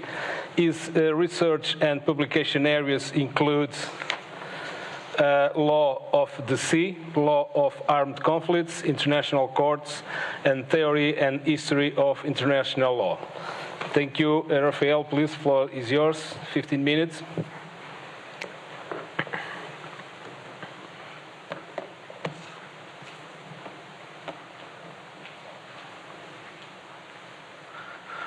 Bom dia a todos. Queria começar agradecendo. Good morning, everyone. First of all, I want to thank the Atlantic Center and the IDN for the invitation that I received. I'm going to be speaking in Portuguese, and in this way, we vary the interpreters. My work, and before I begin, I'm here as an academic or as a professor, so my opinions here and my observations are personal, and I'm not representing, obviously, the positions of the Brazilian Navy.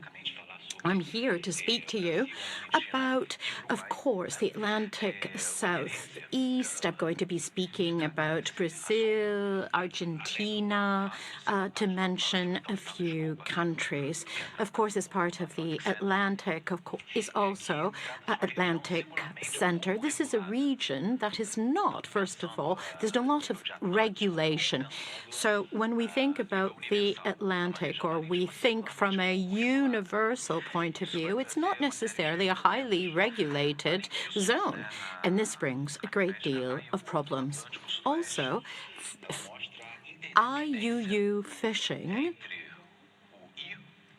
demonstrates an interdependency between the I, the U, and the U. So how do we deal with fishing when it is unregulated? Of course, its effects will resemble what is illegal or criminal, as we actually mentioned, was mentioned by Christian Bueger. So the Southeast Atlantic demonstrates how little regulation brings devastating effects because it is illegal. So are you listening to me? And the interpreting is all right, asks the speaker, because if I'm speaking too quickly, you can interrupt me, says the speaker. Now, of course, there are difficulties in this region, and neighboring countries have common interests. These three countries that I previously mentioned, of course, have common interests because the threat is common, but the damage is very different to each one of these countries. As I said previously, I have education in international law, so I'm also going to actually analyze this from a legal point of view, and I'm going to show you how international law can be used as a toolbox and how the international community may extract conclusions as well as specific measures in order to answer to this challenge. Now, firstly, I'm going to speak to you about Brazil. Brazil hasn't suffered a great deal of damage due to this illegal fishing. The main country that is the victim is Argentina. Brazil doesn't have a lot of damage from foreign vessels in its waters. Now, what distinguishes Brazil in this scenario has to do with the country's potential to apply its jurisdiction specifically to foreign fleets in its waters. What do I mean by this? Brazil has distinguished itself due to its maritime expansion policies, taking into advantage the islands that Brazil has in the ocean and the vastness of the Brazilian coastline. So, of course, one of the objectives is to expand within international law its maritime area. So the application of Brazilian jurisdiction to illegal and unregulated fishing in Brazil, but with specific national characteristics. In this slide, this last point is very interesting.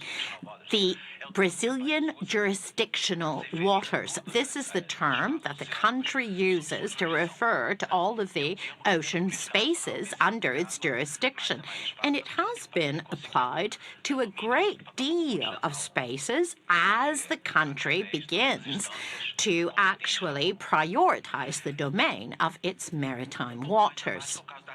Now, Argentina. So far more problematic. So here we can speak about illegal, unreported, and unregulated fishing. It suffers a great deal from IUU, not only in high seas, but in its exclusive economic zones. So easy hopping.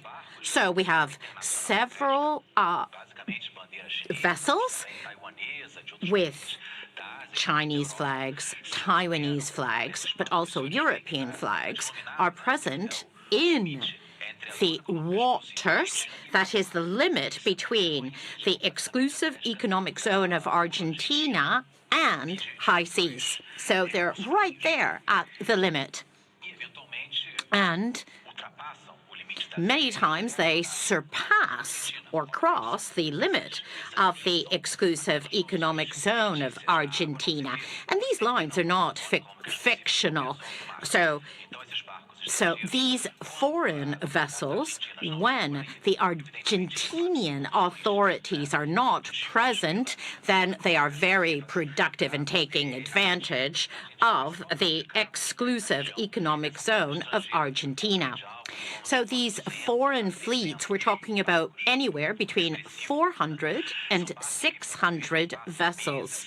They are vessels that spend months, even years in the ocean. They have refrigerated chambers specifically to stock large quantities of fish, and they are well prepared. In the Argentinian literature and in the articles that are written by different reporters, they refer to them as floating cities, because when you see them at a distance, these vessels have their lights, their spotlights completely on, that they use to attract certain species, such as squid, for instance. The squid see the bright lights, they can see it from very far, and then, of course, this is why many reporters have referred to these vessels as floating cities. Argentina has a certain difficulty in visualizing international cooperation mechanisms to lead with this problem. There's a certain distrust. The Argentinian literature actually points to the lack of efficacy in these fishing practices. And so they have a pejorative vision, if you wish. And of course, they deal many times, of course, with the United Kingdom, that is very, very close to equal Argentinian waters, and they don't necessarily get along with the United Kingdom with regards to their waters. So it's not always easy to cooperate hand in hand, that is Argentina and the United Kingdom. So many times these fishing licenses, these expire, and then these illegal fishing vessels simply displace themselves to different areas. So sometimes we even see the same vessel that actually does a type of mutation. They can even do non-regulated or regulated fishing in front of Argentina or close to the Argentinian coastline, but then the same vessel can actually relocate itself to further away from the coast, and then the exact same vessel enters into illegal practices. There's a blue hole that's supposed to be, for instance, an environmentally protected area. It has a distinct mark to group different jurisdictional spaces, but to extend into the high sea. It's a unilateral attempt to resolve these types of conflicts and perhaps to resolve certain international conflicts. It's very difficult for the country to have strong jurisdictional arguments. Now, I move on to Uruguay. Uruguay has a very specific case. Many of these vessels are dedicated to irregular or illegal fishing in Argentinian waters. They use Montevideo. Of course, many of the vessels are anchored in Montevideo. It's used as a logistics point, and so it's a peculiar point between two distinct countries. They have a cordial relationship. They're very close culturally, geographically, politically, quite obviously, but they seem to have contrasting interests. The Uruguay government, of course, has a is not satisfied with illegal fishing. It's, I think, one of the 3 countries that actually has specific measure agreements against illegal fishing. And it has been actually mentioned in the previous presentations. So Uruguay has specific measures, but it doesn't completely resolve the problem, because this agreement, although it's an advancement, it has several gaps. For example, the port, or the government of the port, doesn't define the specific number of vessels, or there isn't a specific obligation to coordinate with other member states. So if, for instance, Argentina points out a specific vessel, Uruguay doesn't have to act on it. So there are still several gaps that need to be analyzed and further resolved. So, of course, we want to continue to fight against illegal fishing, but how should we do it? Well, we have regional mechanisms. The 3 regions are part of the Mercosur, or Mercosouth, and it's very difficult sometimes to imagine any type of initiative. Of course, Mercosouth has still not identified the problem of illegal fishing as a regional problem.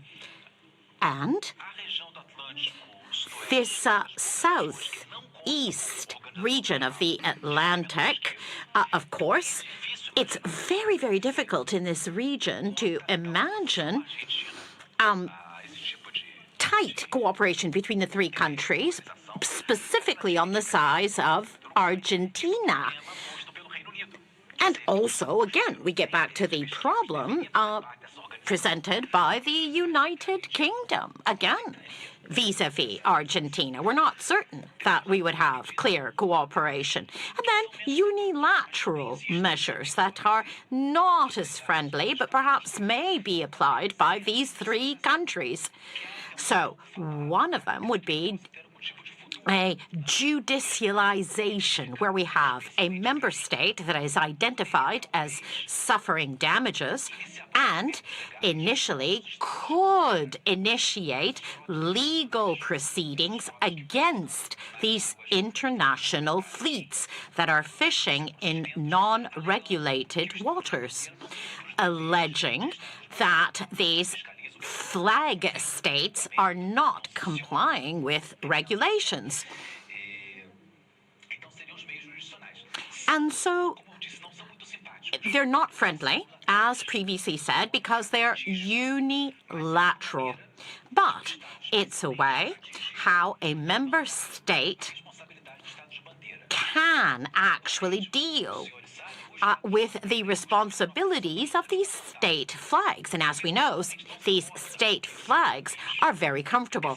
They don't mind because their vessels are private. They don't really mind that their vessels are navigating in international waters. And as Christian Bueger commented, in some of these flag states, they have a confusing relationship with their fishing vessels. They are private but belong to public entities. It's the case of Russia or the case of China. So it'd be very interesting for us, really, to clearly define the responsibilities of flag states. Now, I'm going to continue on my next points. So, all this is very, very difficult, but moving on to my conclusions. Firstly, there's a lack of coordination between the 3 countries. Although it's only 3 countries, they're not coordinated, and they're not working hand in hand to deal with illegal fishing. And the effects of illegal fishing have not been acknowledged by these 3 countries. In the meantime, those of you who are attentive to the different slides that I showed, all 3 countries have very strong maritime interests. And Brazil has named the region Blue Amazon, Paraguay, Blue Prairie. That is, these three countries have used specific names for this region so that the populations are aware of the tremendous wealth that is present in these maritime areas.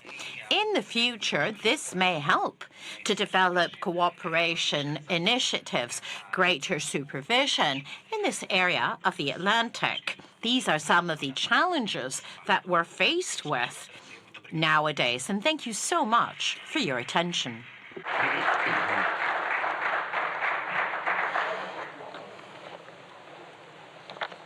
Well, thank you, Rafael. Thank you. Okay, let's move on to the second speaker, Julia Tobing. Has a staunch academic background in the maritime domain.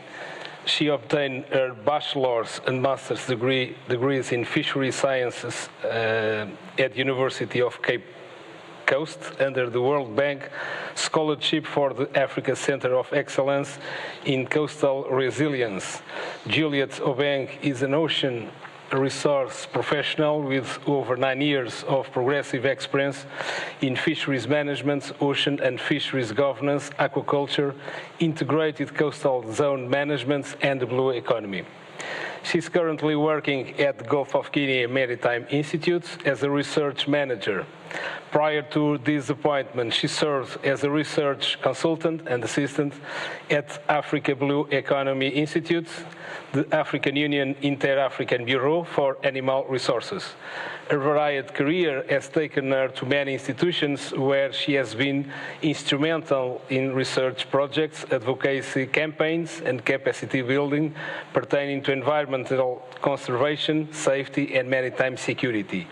Ms. Julia Tobeng recently served as the lead training coordinator, Ghana, for the Women and Youth Technical Capacity Training Program organized by the Development of Ocean Technical Capacity with African nations for Ghana, Cabo Verde, and Canada on leadership and entrepreneurship, ocean technology, maritime safety, and risk management. She was also the lead training coordinator for maritime security strategy development and implementation with a focus on Africa. Thank you, Juliet. The floor is yours. 15 minutes, please.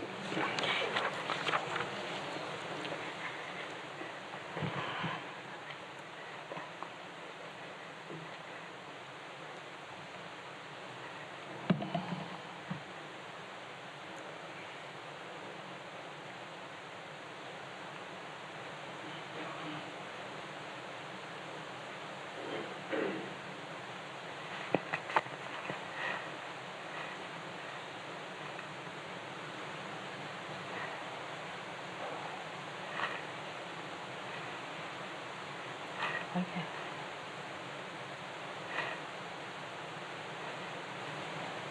It's gonna come back. You know how it works? Yes? Do you know how it works? You can pass forward. I want to go back. Yeah. Right. Yeah. Right? Okay. Thank you. Good morning, good afternoon to everyone. My name is Juliet Afra Obeng, and I've just been introduced. Today, I'm going to try to answer the question, is the fight against IUU fishing in the Gulf of Guinea a futile endeavor? And in answering that, we are going to look at assessing the effectiveness of IUU fishing interventions within the Gulf of Guinea region. And this is going to be the outline of my presentation. So fisheries makes a significant contribution to the lives of millions of people within the Gulf of Guinea region, as it serves as a source of food, nutrition, and tradition. Specifically within the West African region in the Gulf of Guinea, about 40% of the population are living along the coast, with about 9 million of the people depending directly and indirectly on the fisheries sector for income. and significantly contribute to the economic revenue of most of these countries. The region is actually accounting for up to about 5% of the GDP of most of these coastal communities. However, it has a major problem, which is illegal, unreported, and unregulated fishing. Illegal, unreported, and unregulated fishing does not only affect the livelihoods of the people, but also the ecosystem as well. It is well known that IUU fishing serves as a conduit for most other transnational organized crimes, such as drug trafficking, small and arms and light weapons trafficking as well. So current estimates has indicated that about 40 to 60% of the fishes that are caught within the Gulf of Guinea region are exploited illegally. And then we are about losing almost 790,000 tons of fish each year. And these actually account for, these actually valued at about 2.3 billion that is lost in the region each year. That tells us how bad it is for us to have such situations in the region. The worst and sad story of it is that the artisanal fishers within the West African countries are losing their jobs. And that is why it is calling on all of us to come together to solve these menace. And in view of combating IUU fishing within the Gulf of Guinea region, there have been several initiatives, including regulatory frameworks, capacity building initiatives and technologies that has been integrated into national, regional, and international programs in order to mitigate it. However, these initiatives are, although good enough, but then the problem still persists. And that is why there is a need for this research to be done in order to understand what is the problem that is affecting the effectiveness of these measures. So in view of that, we seek to answer a few questions. That is, what are the underlying challenges that is affecting the effectiveness of these interventions? And then we look at some of the linkages between IUU fishing and these other transnational organized crimes, and we propose some few solutions to it. This is a research approach where we did a lot of thorough investigations in literature and also interviewed some specific stakeholders on their views on the issue. And then we reviewed some case studies, including their successes and weaknesses, and we made some informed solutions as well. So considering the interventions within the regional aspects, you could see that there are several initiatives that includes the West African Task Force. This West African Task Force actually helps strengthen information sharing among the member states within the Gulf of Guinea region. The PSCO project was also issued to augment the West African Task Force to also strengthen fisheries governance as well. We have the West African Regional Fisheries Program that also builds the capacity of most of these member states to be able to also protect their fisheries. And of course, we have the Regional Plan of Action to deter, to prevent, and to eliminate IUU fishing completely. And we have also the YARIS, the Yaoundé Code of Conduct as well, that is equally augmenting some of these threats in our region. The problem that we have in the region now is, despite all these interventions that we have, we are also having some challenges that is impeding its effectiveness. And speaking with some of the stakeholders, most of the things that stood out of it all was the fact that there was lack of control among the member states. And there is weak enforcement capabilities in the region, and that is actually impeding the effectiveness of IUU fishing within the, combating IUU fishing within the region. There was also concerns of data privacy. Member states don't trust the regional organizations in sharing their data. Of course, the regional bodies only advises the member states as to what they are supposed to do and what can help them improve their fisheries. However, if they are unable to get access to the various member states' data, it will be difficult for them to make informed decisions and also assist them accordingly. Amidst that, there are other problems as well. including limited national capabilities and resources. Most of the stakeholders also complained about logistical constraints, which was a bigger issue, and it's cut across all the regions. And there is also lack of harmonized legal frameworks as well. Initiatives that have been done lately have been done in groups. And then, for instance, one of the outstanding ones that we had with the FCWC is trying to bring about the closed seasons for the West Central Gulf of Guinea. You could see that recently Ghana and Cote d'Ivoire observed the closed season. However, the other member states are yet to also observe this, but if there's harmonization among these member states, they should be able to come together to do it such a way that it will have a larger impact on the region.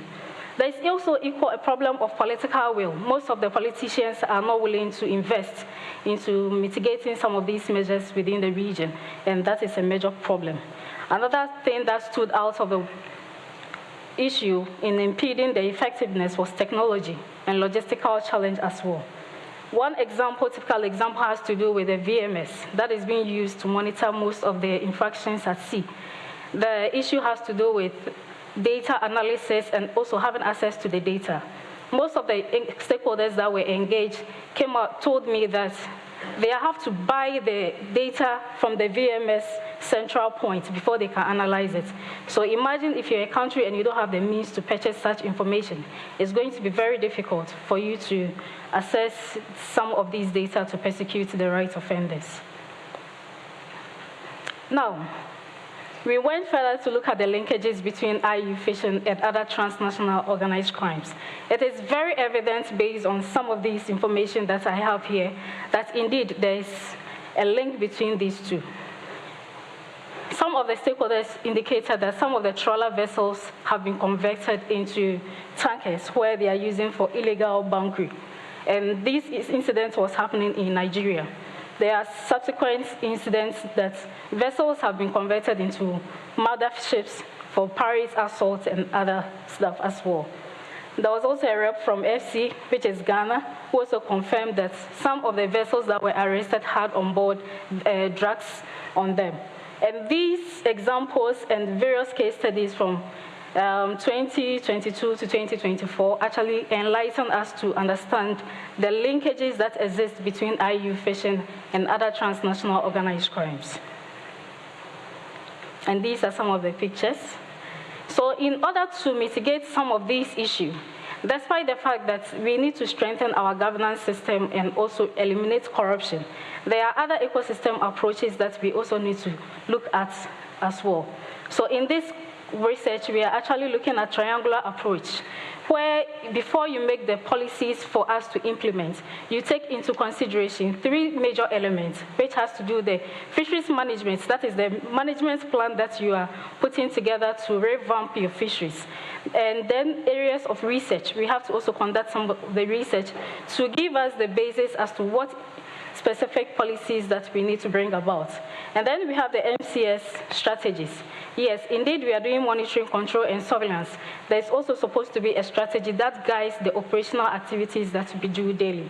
So these three elements are coming together to form the policies that we do.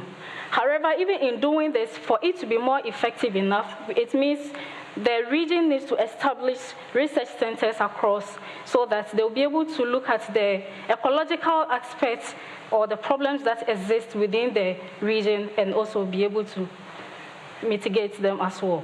There's poor infrastructures, and therefore we are calling for a proper infrastructure to be made in the region. And then another thing has to do with capacity building. From one of the interviews that were collected, some of the stakeholders also outlined that despite the fact that they get information from the monitoring, control, and surveillance systems, there's lack of interpretation of those data because most of the technologies also have their downside.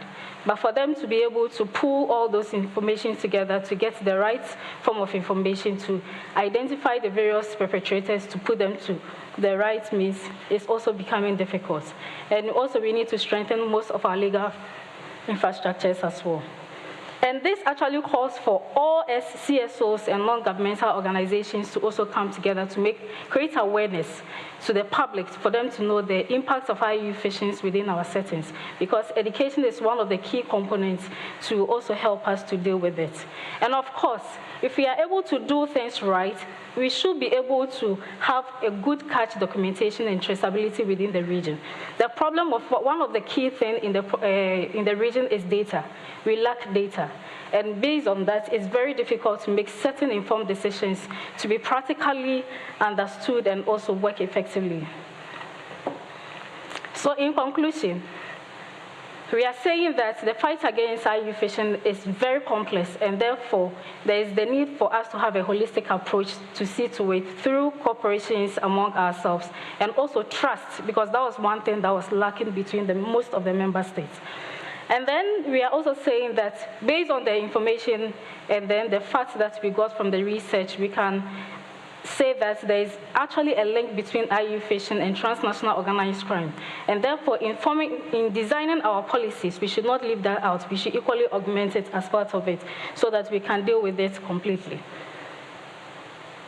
And one of the other things that stood out was that most of the ineffectiveness of this intervention is due to poor coordination among member states and resource shortages, corruptions, and also lack of enforcement. That is another thing that stood out from the whole work.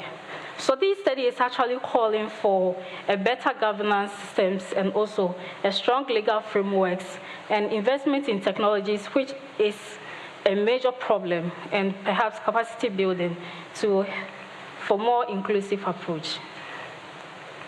Thank you.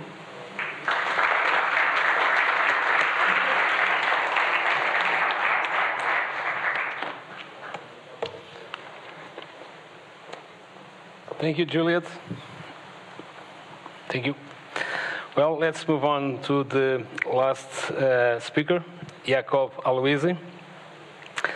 Jacob Aloisi attended the United States Coast Guard Academy in New England, Connecticut, graduating with a bachelor's degree in government, international relations, and an officer's commission in the U.S. Coast Guard in 2021. Following graduation, he was assigned as a deck watch officer aboard Coast Guard cutter Joseph Doyle, homeported in San Juan, Puerto Rico. There he completed multiple deployments and qualified as an officer of the deck, boarding officer, and living marine resource officer. In 2023, he was promoted to lieutenant junior grade and transferred to Coast Guard Headquarters, Washington, D.C., as a fisheries policy analyst in the Office of Maritime Law Enforcement. Lieutenant Junior Grade Aloisi is qualified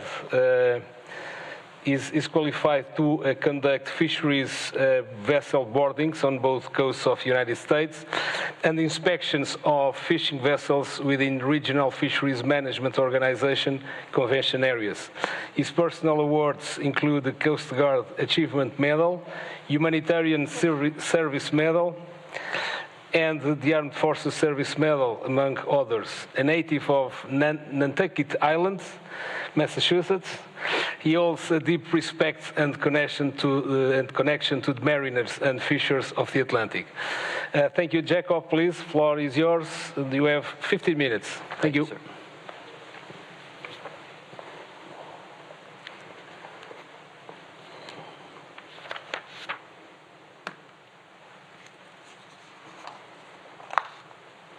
Good morning to all. I'd like to thank again their Excellencies, Madam Director and Madam Secretary, and of course Rear Admiral Braganza for this incredible opportunity for collaboration and to share my research.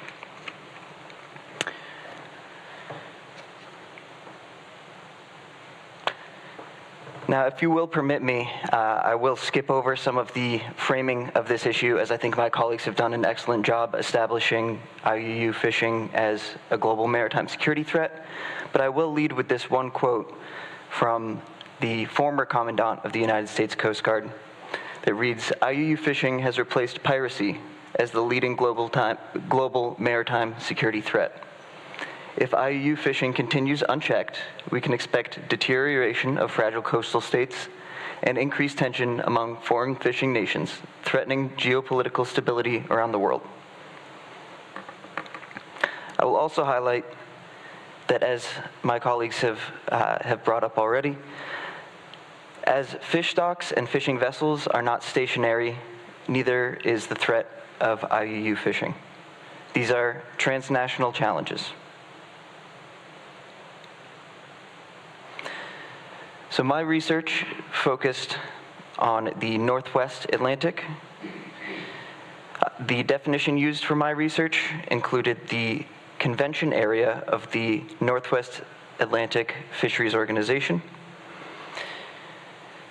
This organization has a convention area that borders the exclusive economic zones of the United States, the Dominion of Canada, the French Republic in respect of Saint Pierre and Miquelon, and the Kingdom of Denmark in respect to Greenland. This is not to suggest that NAFO has exclusive jurisdiction or authority in this area, as states maintain the rights to enforce their own laws and regulations under international law within their exclusive economic zones. Additionally, the International Commission on the Conservation of Atlantic Tunas also defines its area of responsibility as the entire Atlantic. So my approach for this project was to examine the history of governance, challenges of governance in the area, and then challenges that we're facing now in the face of increased fishing technology and the potential for emerging monitoring, control, and surveillance technologies. Now, the Northwest Atlantic has been a focal point of human exploitation and of management for centuries, from early indigenous fishers near the coast to the modern industrial fleets we see today. Beginning in the early 16th century, European explorers from the Iberian Peninsula, our friends here, discovered the extremely fertile fishing grounds off of the coast of Newfoundland in Canada. From then, significant commercial harvest has been continuously taking place. The historical perspective that I take with this research allows us a unique opportunity to explore the rhythm of technology progression and regulatory progression.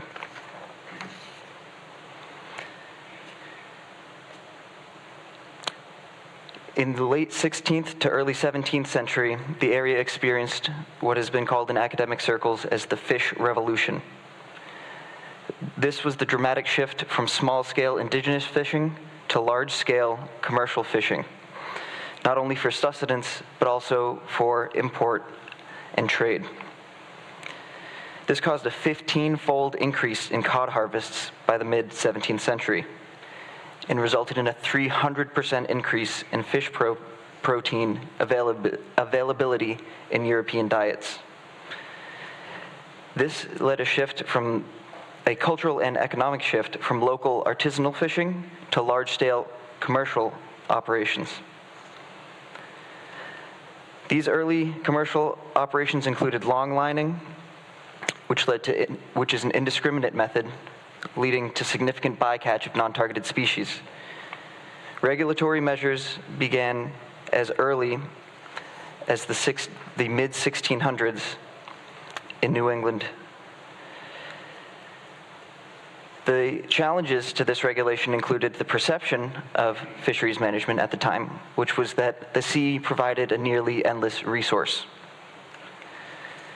The lack of immediate concern led to overfishing and sustainability challenges and rampant depletion of fish stocks. Technological shifts from the early to mid-20th century led again to a revolution in the catch volumes and techniques of fishing. This shift was from the labor-intensive traditional practices to modern targeted methods, including the use of internal combustion engines, advanced navigation systems, and fish locating devices. Many of these technologies stem from early 1900s wartime developments, including commercially available sonar technology and increasingly affordable internal combustion engines. Following World War II, The shift in resource exploitation led to increased change in the economic landscape and increased industrialization of the fishery. Now into the beginning of modern regulation. At the end of wartime hostilities following World War II, the shift towards international cooperation became the norm. In 1943, the first draft Convention of Fisheries Protection focused on immature fish in the regulation area. The proposal for a unified body was met with skepticism from Canada and the United States, who feared that European powers would overpower their interests in their own backyard. A separate convention was held in 1946, leading to the 1949 formation of the International Convention for the Northwest Atlantic Fisheries. This was attended by delegates including the United States, Canada, and many European states with foreign fishing fleets. By 1967, this foundation had expanded to 14 member states. Also in the 1960s, the first conference for the conservation of Atlantic tunas was held in Rio de Janeiro. 17 countries were represented, and the International Convention for the Conservation of Atlantic Tunas was established. Following the establishment of exclusive economic zones, however, the International Convention for North Atlantic Fisheries no longer held weight. The EEZs defined under the United Nations Convention on the Law of the Seas granted sovereign rights to the fisheries for coastal nations for resource management within 200 nautical miles of their shoreline. This rendered the structure of the ICNIF largely irrelevant, leading to our current practices, including the NAFO structure. Current structures apart from the Northwest Atlantic Fisheries Organization include the United States Maritime Fisheries, the Maritime Safe Act, Maritime Security and Fisheries Enforcement Act, and its associated 5-year strategy, and Canada's initiatives against IUU fishing, including continuous updates to the Fisheries Act. Now to examine emerging technology. Onboard observers have been the norm in the convention area for the past 100 years. The importance of observers cannot be understated, but challenges faced by observers and the limitations of observers also present unique difficulties. In the NAFO convention area, 100% observer coverage is required on fishing days, but exceptions are noted, including one for electronic monitoring. Challenges faced by observers include human error, social pressures, and threats. This includes infrastructure in their observer training programs and their data processing.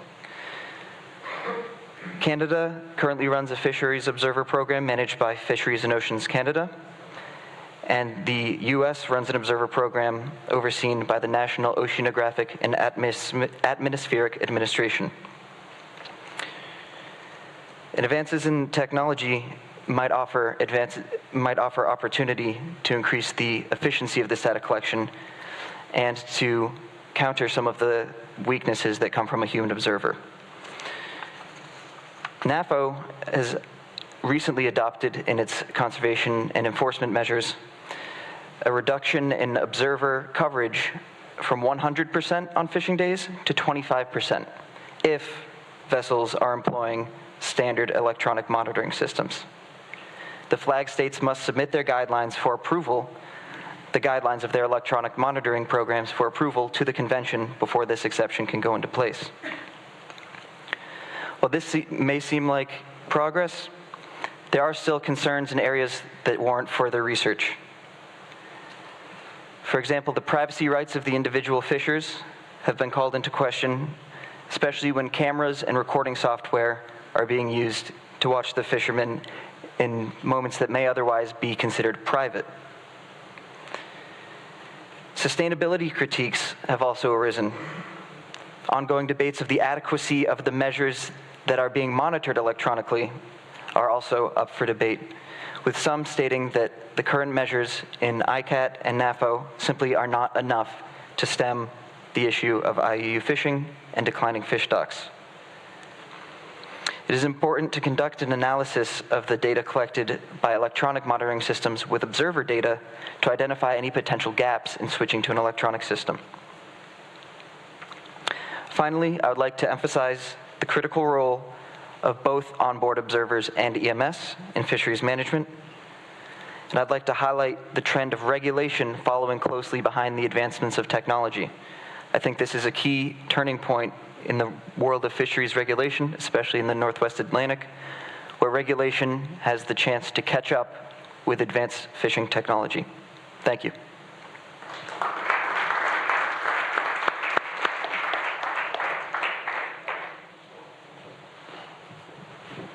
Thank you, Jakov. Thank you. Well, just 1 or 2 minutes more. There's another member, as I mentioned in the first panel, there's another member of our team, the Portuguese representative, Tiago Marques. Tiago Marques is not here.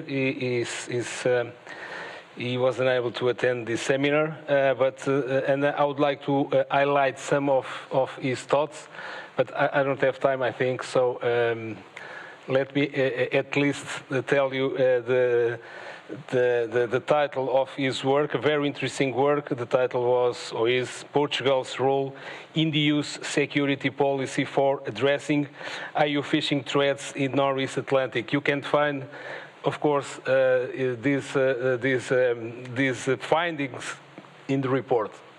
And do we have time for any question or not? Or? Okay, we have 2 minutes. 2 questions. Okay, so if you have any question, please let me know. For both panels, for the first panel and for the second, okay? Director, please. Oh, okay.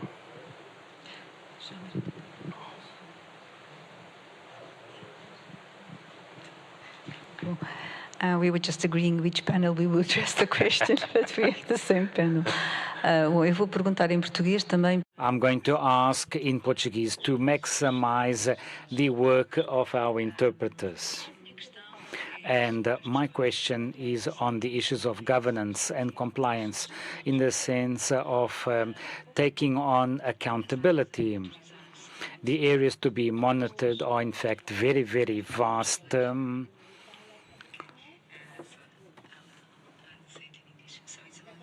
Governance and compliance, and the zone or the areas, the maritime areas to be monitored are quite vast. So I was wondering, and the regions are also very different, the Gulf of Guinea, United States, Canada, then Brazil, Uruguay, Argentina. So geographically, but also culturally and politically are very, very diverse.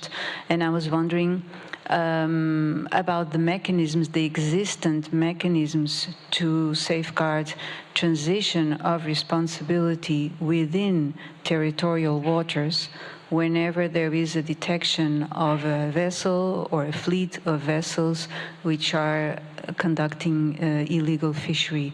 How does this work? I was thinking in the case of NATO, for instance, in another context, of course, quite different, to ensure that one allied country informs the other allied country that there is, for instance, an enemy aircraft crossing airspace. How does it work in maritime space when, in case of illegal fisheries? Thank you. Okay, we can answer this question. I believe this is to all the speakers. So I will start by Jakob, then Juliet, and finish with Rafael. Please. Thank you for the question, Madam Director. I would say, in the example of the Northwest Atlantic in particular, this type of information sharing would be conducted between the states in the region through an information sharing agreement, which have been established. So for the example of a fishing vessel crossing from one territorial sea to another or an exclusive economic zone to another, because there are relatively few states bordering each other's exclusive economic zones. There are established channels between those states. For the example, the United States and Canada for a fishing vessel would generally require advanced approval or agreement between the governments for a fishing vessel to fish in both exclusive economic zones. For the example of the Regional Fisheries Management Organization, the vessels that are fishing in that area and the vessels inspecting in that area need to be registered to the Northwest Atlantic Fisheries Organization. So if a vessel was not on that list, then it would fall to enforcement action via the flag state. Okay, thank you, Jacob. Juliet, please. Okay, thank you so much for your question. And I'll just add something small to what you just said. With the situation of the Gulf of Guinea region, there's a medium, a platform where they communicate among themselves as member states. So, for instance, with the Yaris platform, for instance, they have a page where if Nigeria is supposed to detect some illegalities in terms of, let's say, poaching from Nigerians EEZ and then getting back to maybe Benin or another EEZ, then they communicate among themselves to be able to have a joint form of arresting such incidents and also make sure that they actually go through the hot pursuit to get the required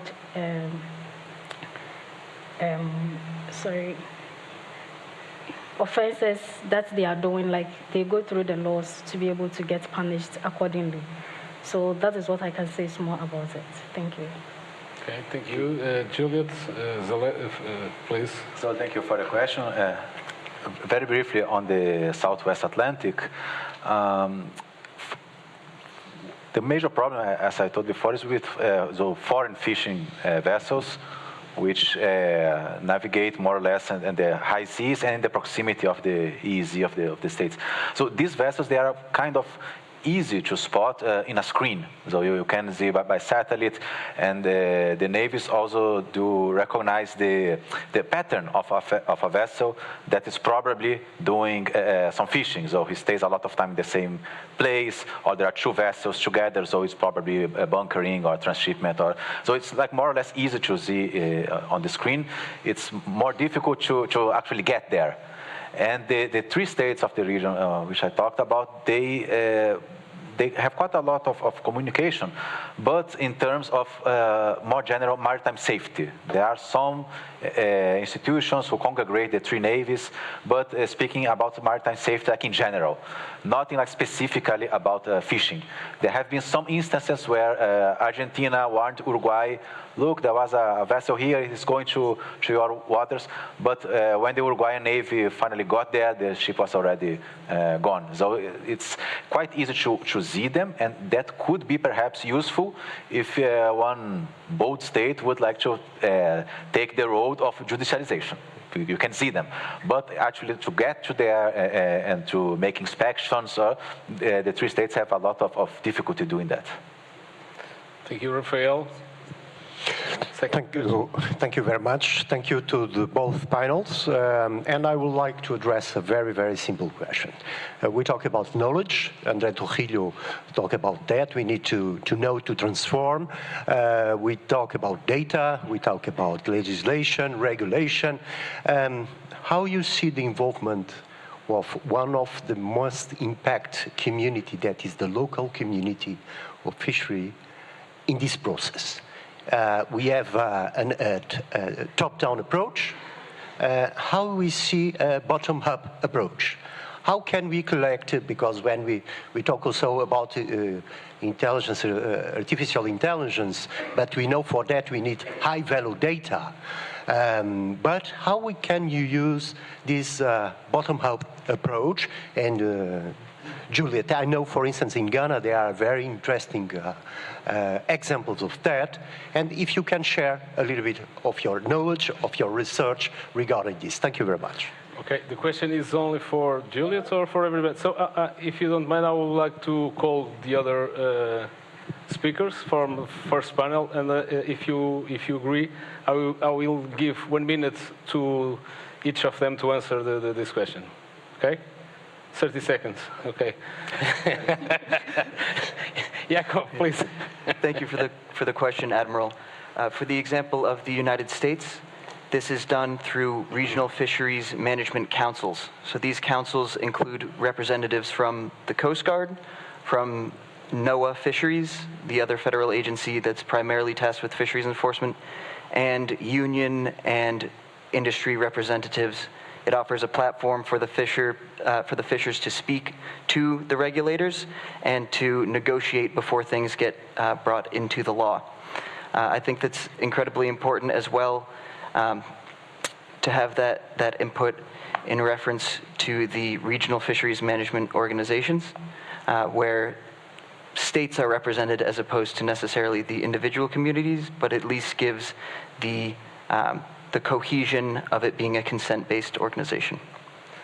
Thank you, Yakov. Julia, please. Okay, thank you so much for your question. But the issue of the Gulf of Guinea region, for instance, there is what we call the co-management. So they integrate all the fisher folks together with NGOs on board, the fisheries commissions and other relevant agencies. They all come together to have a forum, capacity building programs that helps them to explain to the local communities as to the impact of some of these issues within the space. However, aside that alone too, they also give them the opportunity to collect data themselves. They train them how to collect data. One of the interactions that I had with some of the local people, it came out so clear that even the fishmongers themselves can even detect that this fish is an IUU fish. And it's so surprising, yes, to notice it. And there are others, they could also tell you that this fish, maybe the canoe that is going may have, let's say, a generator on board it. And then that gives them an indication that indeed it's going to cause maybe commits like light fishing in the sea.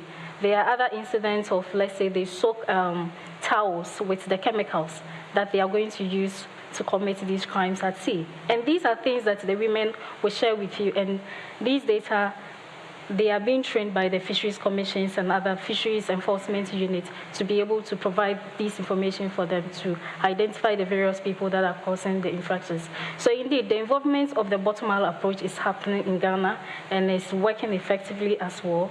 And there were instances where they were even provided with mobile phones, most importantly with the fishermen themselves. They trained them on how to use the app where, in case they detect any infractions at sea, they send the coordinates and the various informations to the relevant stakeholders to also take action about it. Thank you. Okay, thank you. So we will be very, very brief, only 30 seconds, because the countries in the region, they don't feel it, like the general population, they don't feel that IUU fishing is a very impactant problem, unfortunately, because the main fishing effort on these countries is done on the waters like near the shore. So the foreign fleet doesn't even present like a competition.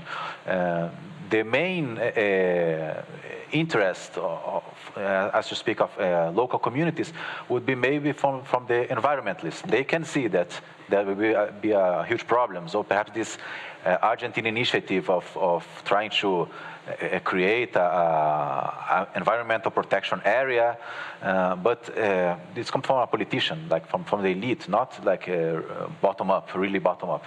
So this is a challenge for the three countries. Perhaps this is why the three present their maritime spaces in such fashionable names like Blue Amazon and so on, because you have to conscientize the population that what happens 200 or 300 miles from your shores, it will impact. Not only like the general environmentalist impact that some fish which I never heard about will fish, it will have an impact in your waters, in your fisheries.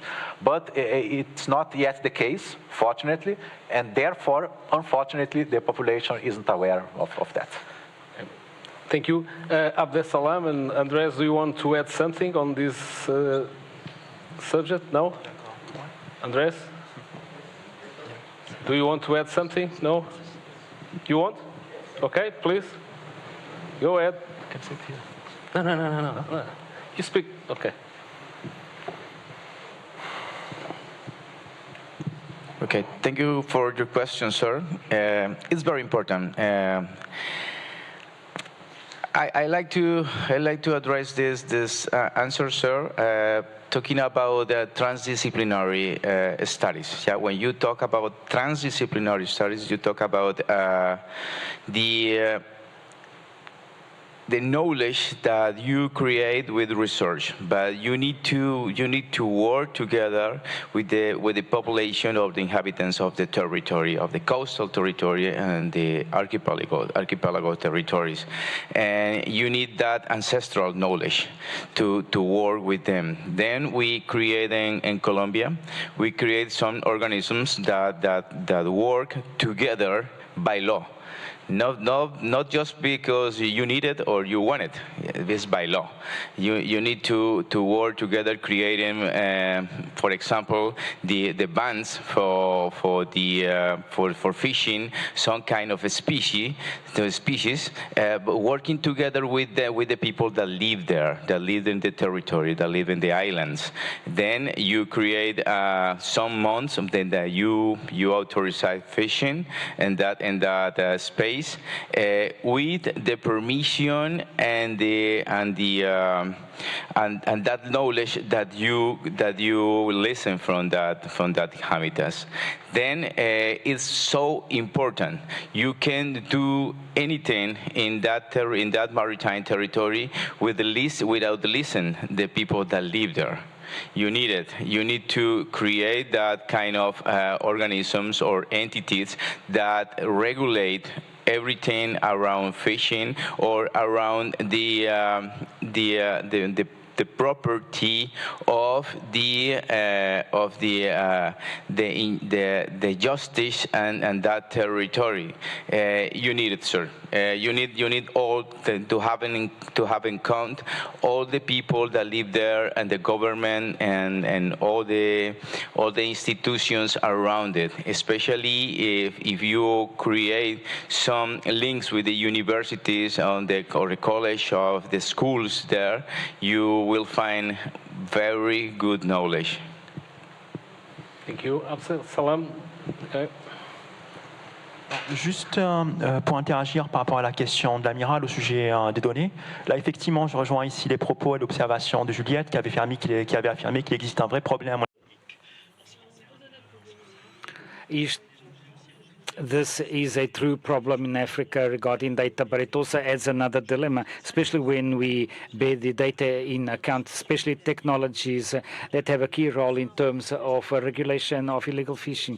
The problem is that technologies need an important quantity of data. They function with algorithms in terms of data. So this data can be processed in a raw way and therefore seen, but the data sometimes have a discrimination. This bias can be representative of some practices. There's another dilemma, which is Africa's delay in terms of new technologies, namely technologies of AI. There was a report that stated that the increase of AI technologies can increase the difference and disparity between countries, namely between the North and South, especially in Africa. And this will be able to favor investment. That's why the International Forum appealed to African countries that they revise their position by reinforcing digital culture. 60% of the African population does not have a digital culture. And regarding this point, some countries in Africa have started reflecting on this, which meant that in 2024, we had a white paper of the African Union on AI, which has a perfect synthesis with the ethical framework of UNESCO on AI and also the strategy of Africa for AI. And there is an update of the Convention of 2013 on cybersecurity. And this agreement was only ratified by 15 states. This is a dilemma. African continent countries prefer to have soft tests rather than soft law other states.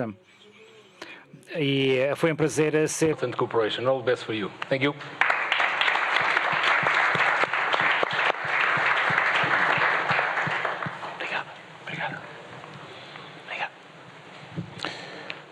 Vai agora ter início. We will now start a presentation session of the FLED Atlantic Security Award. It will be moderated by Leonora Barroso from the Luso-American Development Foundation.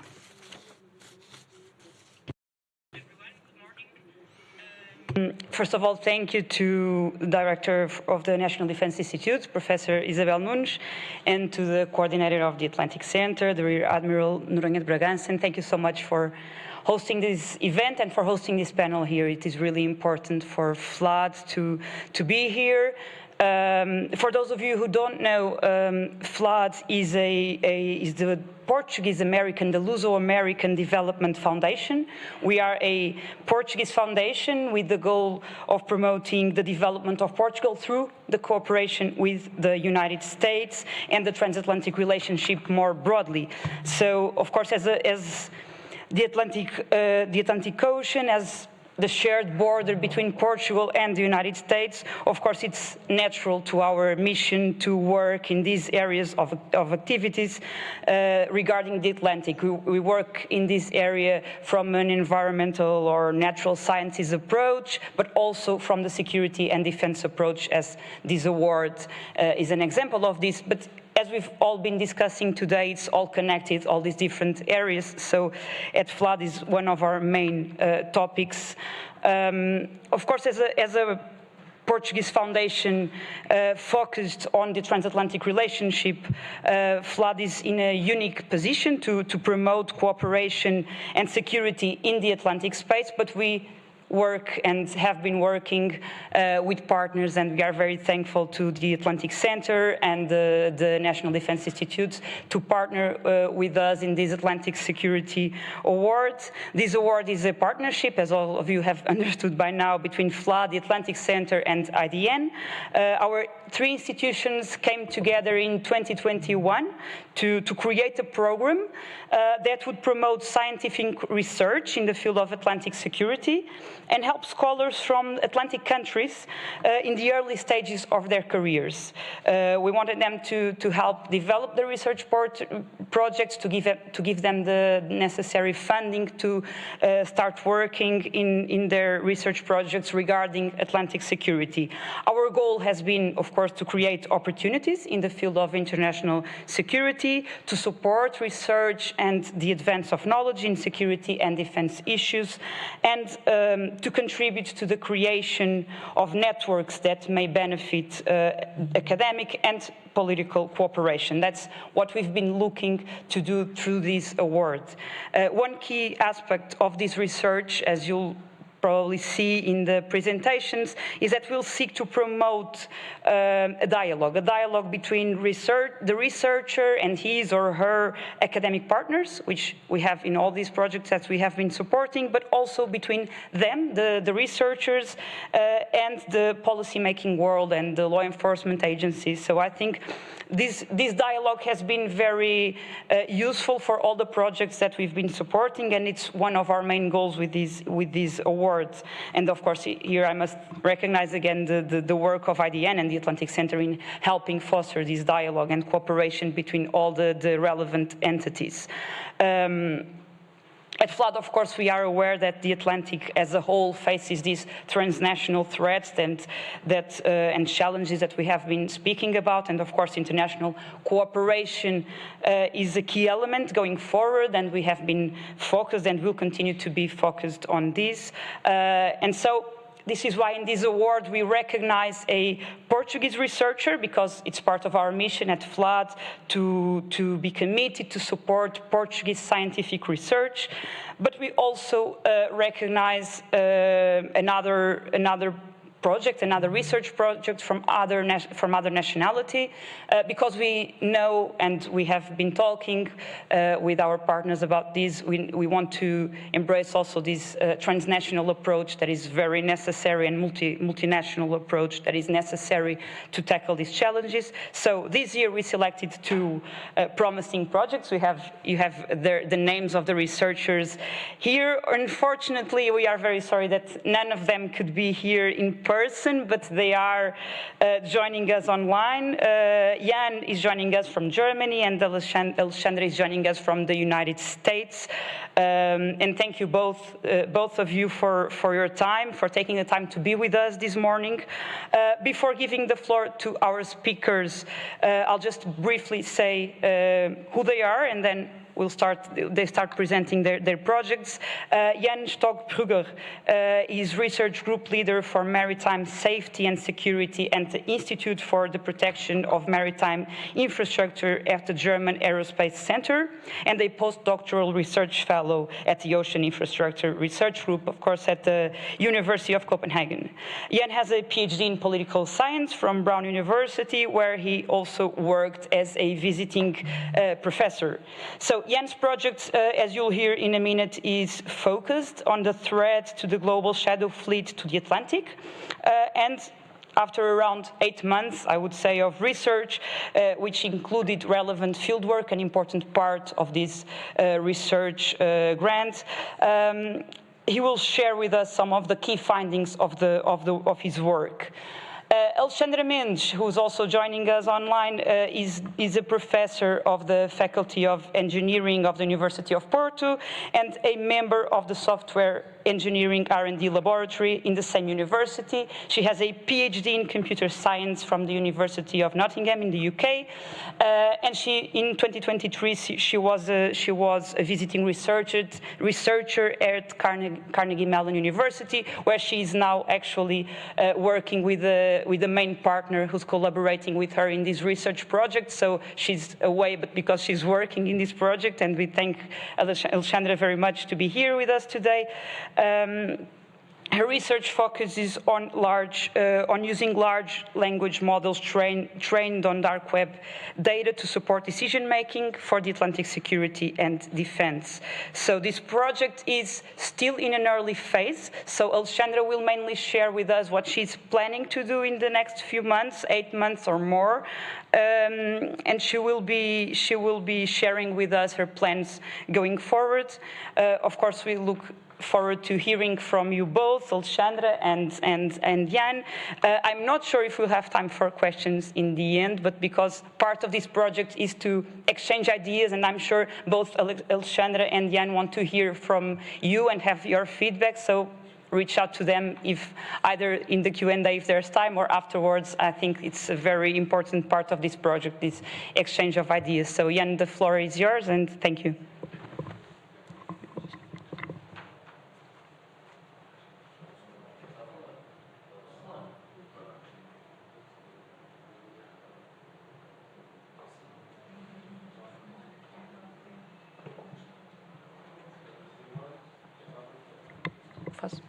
Jan, you're muted. Can you speak, Jan? Yes, no. I'm not muted. Yes, you're not muted now. Fantastic.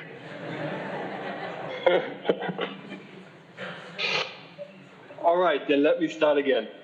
So, first of all, thank you very much to the Atlantic Center for helping me to conduct this research and for supporting it. As just mentioned, it's about the global shadow fleet and the complex threats involved. I don't have much time for my presentation because we are already running a little bit late, so we'll just try to highlight some of the main findings in short. Now, let me begin. The shadow fleet is, by all accounts, a global problem. When we talk about shadow fleet, we talk about vessels that carry sanctioned oil around the world, and other goods, of course, as well. Now, the global economy, global trade depends on shipping, and sanctioned countries are not an exception. 90% of world trade is carried in ships, and also sanctioned countries rely on international maritime trade to export and import goods. This means that they rely on a different set of fleet to conduct their trade. They're excluded from the normal shipping market that serves non-sanctioned countries, so they have to build up their own fleet to conduct international maritime trade. two things are very important here. First of all, this is a fleet that operates globally. Vessels that carry sanctioned goods operate, as we see here, across the world. On the left side, you see a slide just of vessels that carry Russia's oil that has been sanctioned since 2022. And you can see that Russia's shadow fleet operates everywhere in the world, from South America, Europe, the Middle East, Africa, Southeast Asia, and up to China. It's truly global, and this does not include other sanctioned countries. Now, further on, this is a threat that is in many ways linked to environmental and safety issues. The global shadow fleet is, or in many ways, operates outside normal international rules and conventions. It is a fleet that is often old, it's a very old vessels. The fleet is often substandard, and it does not comply with maritime safety rules. This has already led to major accidents and oil spills across the world. One of the most prominent ones is here, the Gabon-flagged Emperor Pablo that exploded off Indonesia in May 2023. 3 seafarers were killed in this accident. Fortunately, the tanker was empty, so a larger environmental catastrophe was avoided. Other accidents involving shadow tankers have taken place in the Baltic Strait, for example, and the Baltic Sea and many other places across the world. So it is a major threat. Now, there is no globally accepted definition of what shadow tankers are and even how they are called. Some call it the grey fleet, others the ghost or the parallel fleet. The definition of what shadow tankers are is also not clear. While broadly everyone agrees that they engage in sanctioned trade and that these vessels are often old and anonymously owned. They're old, well, because sanctioned trade is a very risky undertaking, so you do not want to use new vessels for that. And they're anonymously owned because these activities are often illegal, so the owners of these vessels do not want to be known publicly. Other definitions or other parts of the definition that are often included here is that the shadow fleet uses deceptive shipping practices. On the one hand, this includes ship-to-ship oil transfers. That's a practice where oil is transferred from one ship to the other to obscure the identity, the origin of oil. So instead of like, if you buy oil and it looks like it's oil from Malaysia, it's actually oil from, for example, Iran or Russia, but it has been transferred from a Russian vessel to a neutral vessel in order to show that the vessel, that the oil is clean. The other is that these vessels often manipulate their AIS ship tracking system. They either turn them off or they manipulate them in a way that it looks like the vessel is, let's say, in the Indian Ocean, while in fact it operates in the Persian Gulf, it operates in, or it's in a port in Iran to take a cargo of sanctioned crude. Furthermore, these vessels often do not use EU or G7 service providers, especially insurance, because this would violate sanction, and this is the way in which countries impose sanction is through these service providers, so the shadow fleet cannot use them. Again, because it's unclear what shadow tankers actually are, and because it's unclear how to define them, there are widely different estimates of how many shadow tankers are actually out there. Some say it's up to 1,100 shadow tankers globally. Others say that alone in Russian oil trade, there are over 220 shadow tankers. As I said, many of them substandard. There's also a complex web of actors involved in the global shadow fleet.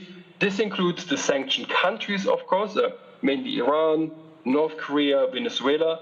The largest user of the shadow fleet is Russia, which has been sanctioned since 2022. At the moment, Russia is not allowed to sell its oil above $60 per barrel using Western or EU G7 service providers, including shipping companies. Smaller sanctioned countries also rely on the shadow fleet. That includes Cuba, Syria, Libya, Somalia, and many other sanctioned countries. There are also many facilitators and beneficiaries of the shadow fleet. This includes, among others, the ship registries, so the flags under which these vessels sail. For example, Panama, Liberia, Gabon, and Palau. Then there are, of course, the ship owners. These owners are often located across the world, but especially in Hong Kong, Malaysia, and the United Arab Emirates. And then there are, of course, the importers of sanctioned oil, China, India, and Turkey especially. India, for example, imported no oil from Russia before sanctions were imposed. Now India is one of the largest buyers of Russian oil globally. China as well buys a lot of oil from Russia, but also from Iran and Venezuela. So it is a truly complex global network of actors involved in this trade. Now, the shadow fleet is also in many ways a multi-dimensional problem. It's about the global security, it's about the economy, geopolitics, the environment, and it's about international law. That's the problem with very different dimensions.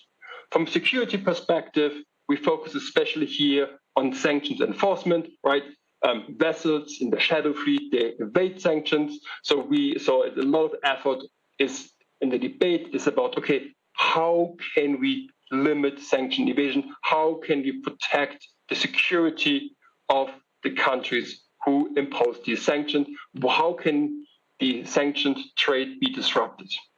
However, as I pointed out, shadow tankers are also part of the global economy, especially energy market, right? Shadow tankers carry goods, they carry especially oil, and that makes them part of the global function of energy markets.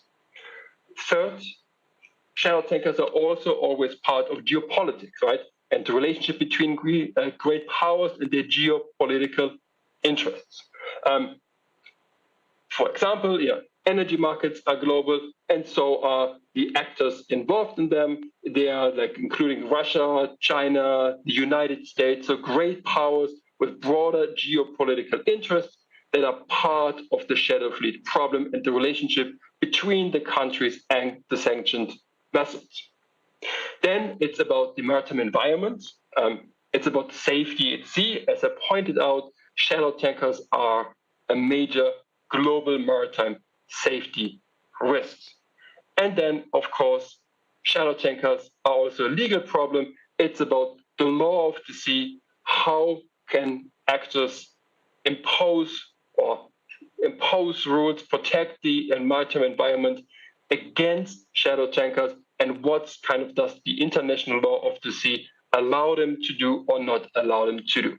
So it's a multi-dimensional problem that spans across the dimension of security, the economy. It's part of geopolitics, it's part of environmental politics and problem, and it's part of the global law of the sea. Now, in many ways, this helps us to explain the dilemma that the European Union and the G7 find themselves in when it comes to addressing the shadow fleet problem. The different dimension shows the kind of dilemma that they face when addressing the shadow fleet problem. There's a lot of debates about the European Union and the G7 trying to disrupt Russia's shadow tanker fleet, right? There's a lot of emphasis that sanctions should be better enforced, that shadow tankers should, for example, be denied access to the Danish Strait or to other straits to make sure that the shadow fleet can no longer operate across the world. This has certain benefits, but also costs.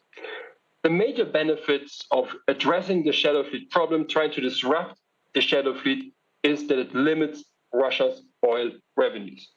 Russia relies on oil exports for most of its income, especially to finance the war in Ukraine.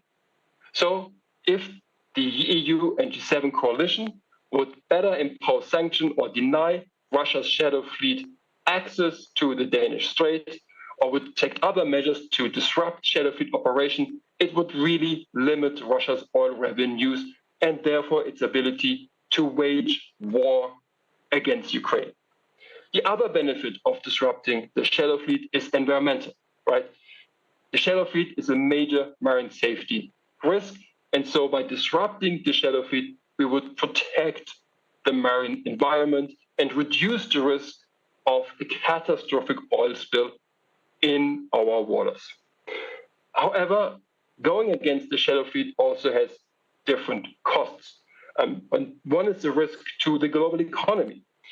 Russia is a major oil exporter, and it relies on the shadow fleet to export its oil to global markets. So if you basically try to disrupt the shadow fleet, you also risk global oil supplies, instability in energy markets. Especially the United States is very concerned that if Russia stops exporting its oil because it can no longer use the shadow fleet, that global energy prices will increase dramatically, and this will fuel inflation. There are also geopolitical risks. As I pointed out, we are dealing here with Russia, but also with India and China. And the question is then, how will these countries react if the EU and G7 coalition would disrupt Russia's oil trade and go after the shadow fleet? One risk is often mentioned that Russia would not just sit by and let this happen. It would retaliate against the Western coalition because it relies on oil exports so much to finance its war machine. Some, for example, have suggested that Russia could place armed guards on its shadow fleet, or that it could retaliate with a gray zone attack, for example, something like the Nord Stream pipeline attack that we've seen a couple of years ago. But there are also questions about how would India and China react if the Western coalition would impose more sanctions against Russia's oil trade and would deny them access to the oil from Russia carried by shadow fleet tankers. Now, since we are a little bit behind time, I would just stop here. I'd be happy to take any questions if there's more time later on, so we can continue. Thank you, Jan. Now I would ask Alexandra to briefly present her project. Alexandra, the floor is yours.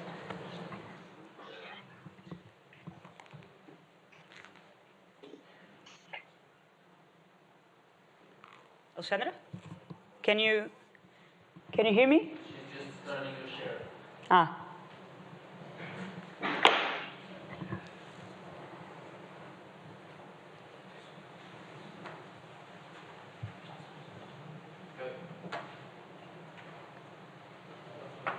And yeah, but you're muted. Alexandra, we cannot hear you.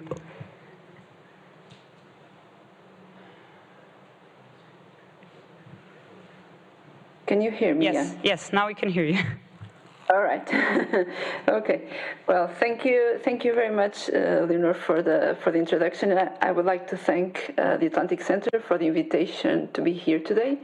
So, as Leonor said, my presentation is going to be about the future, what I plan to do, and not about results of my work, as the work hasn't really started yet. It's starting this week. So, as Leonor said, my work is on using large language models to gather information from dark web data, so that this dark web data can support decision making in the defense of the Atlantic.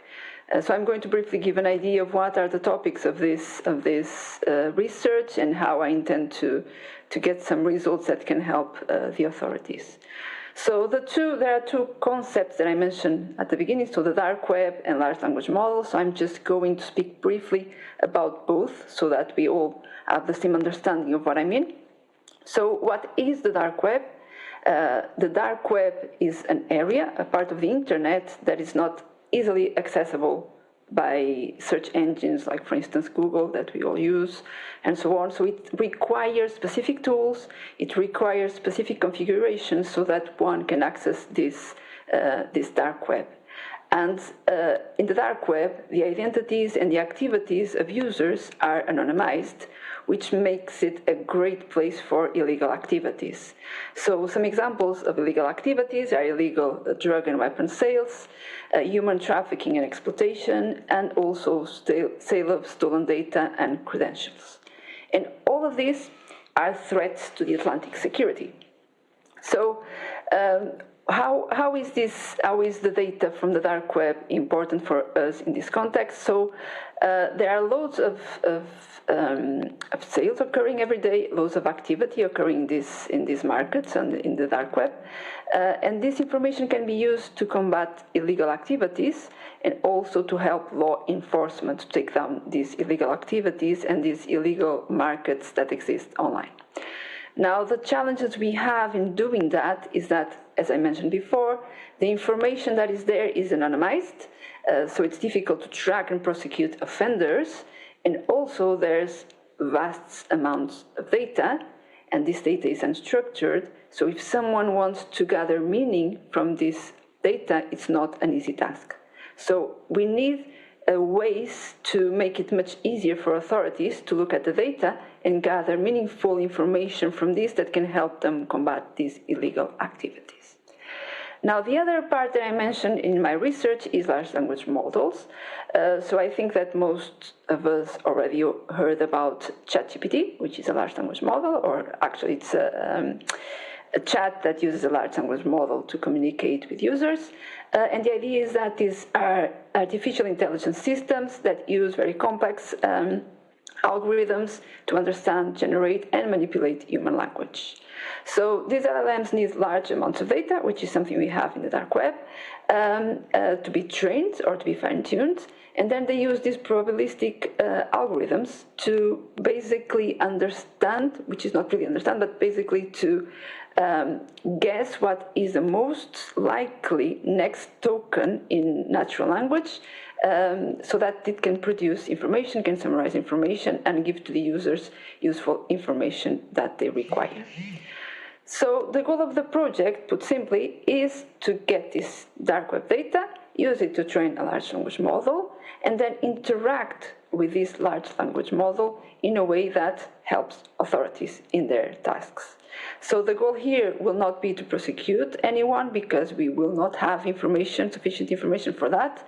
The idea is that this will be a system that can support authorities in finding, for instance, trends that are emerging in the dark web, which could mean that there's another threat appearing that authorities are not aware, and also to help them to understand, for instance, what kind of drugs are selling the most, where are the areas where this is happening the most, and so on. There's some existing work on using dark web data. I'm not going to talk about this a lot because we are limited on time, but there have been previous studies on how taking down a market, which was Alpha Bay, would impact on sales of drugs online, and dark web data was used for that. In that case, it was like static data, and it was not to prevent criminal activity, it was to analyze what happened after a marketplace was taken down. Now, so in this context, how can LLMs help? So they can help us with understanding and generating information from natural language. They can help as well in analyzing content. So as I said before, there's this amount of data, which is a vast amount of data that is difficult to process, and LLMs are great at that.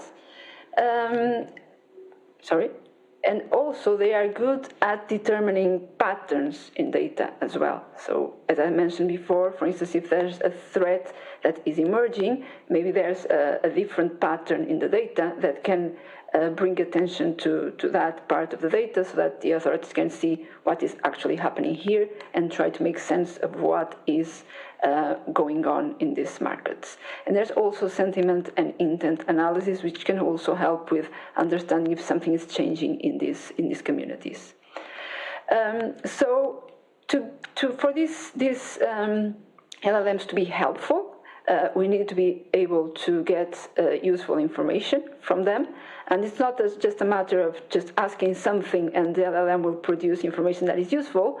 We need to refine what we call prompts, which are the text that we use to communicate with these models.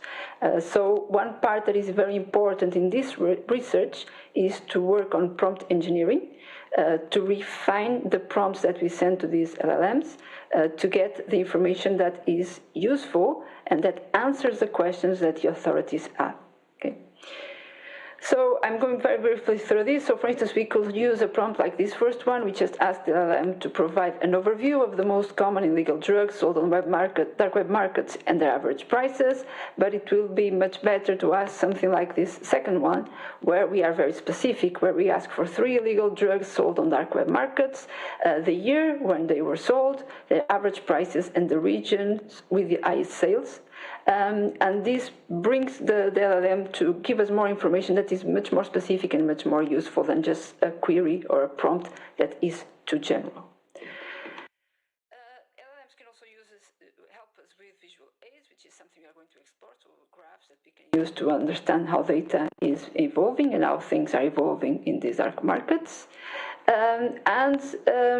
Something that we need to be careful with, and that will be also a focus of this research, is what are the questions that we should ask.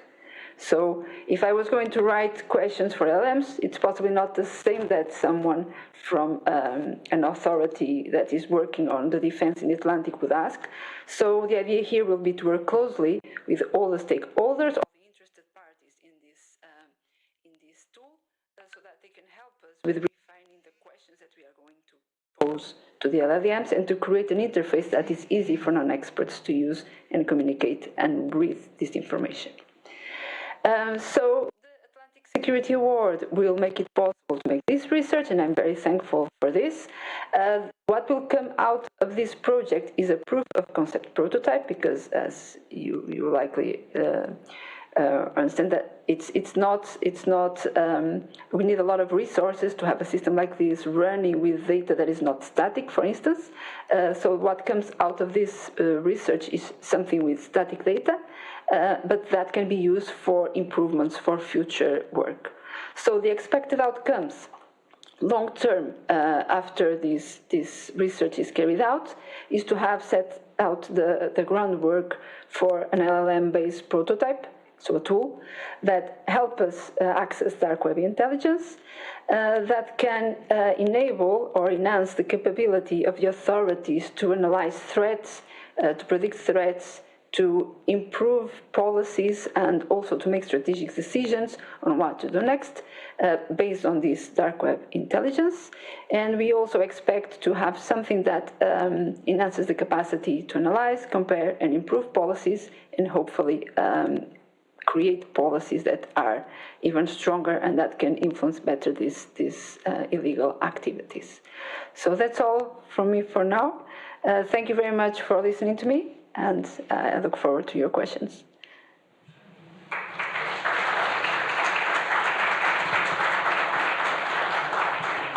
So thank you, Alexandre and Diane. I was told we have time for one quick question because you were brief and clear. So if anyone has a question to ask to each or both of them.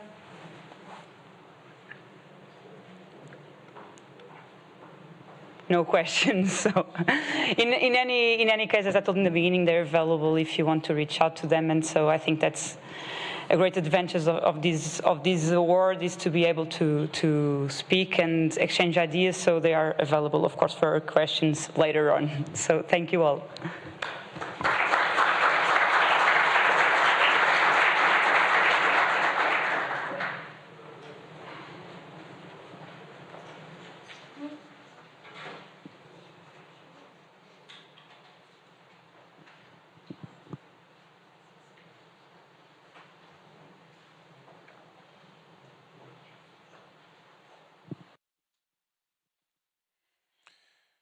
Vamos agora iniciar a sessão de encerramento.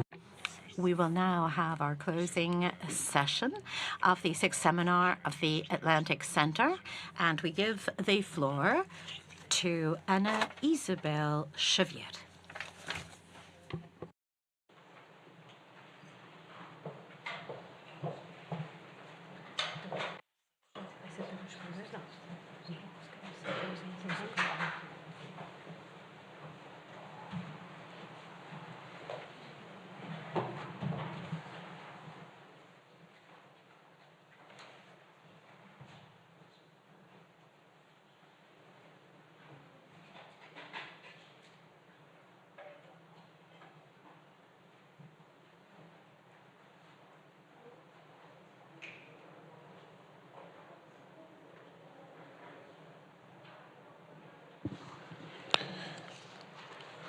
Vai usar a palavra a Sua Excelência a Secretária de Estado da Defesa Nacional, Professora Doutora Ana Isabel Xavier.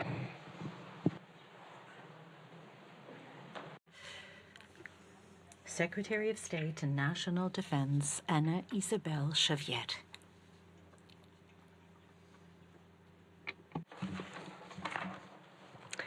Madam Director of the National Defense Institute, Rear Admiral Atlantic Center Coordinator, honorable ambassadors, attachés, and representatives of our partners in the Atlantic Center, dear admirals and generals, distinguished speakers, participants, and guests of the 6th Atlantic Center Seminar, ladies and gentlemen. Allow me to start by addressing you a simple and clear question. Is the Atlantic under attack? Indeed, the damages caused by illegal, unreported, and unregulated fishing profoundly affects wildlife and marine ecosystems by depleting stocks and deterring biodiversity conservation efforts.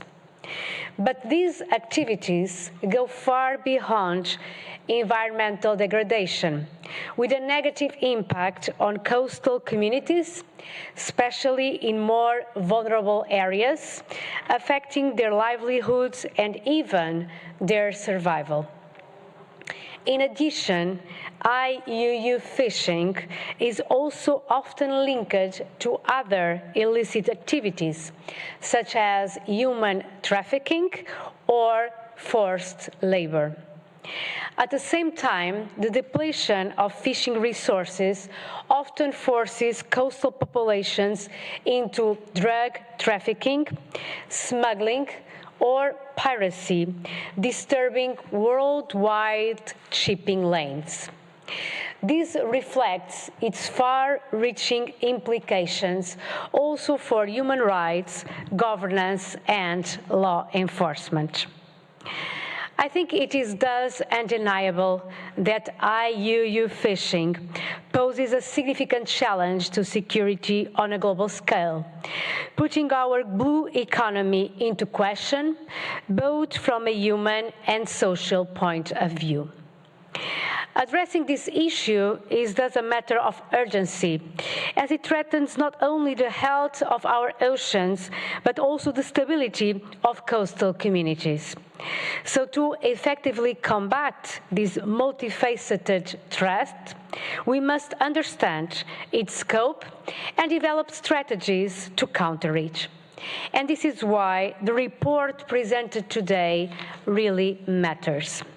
A report that highlights that one of the key elements is international cooperation.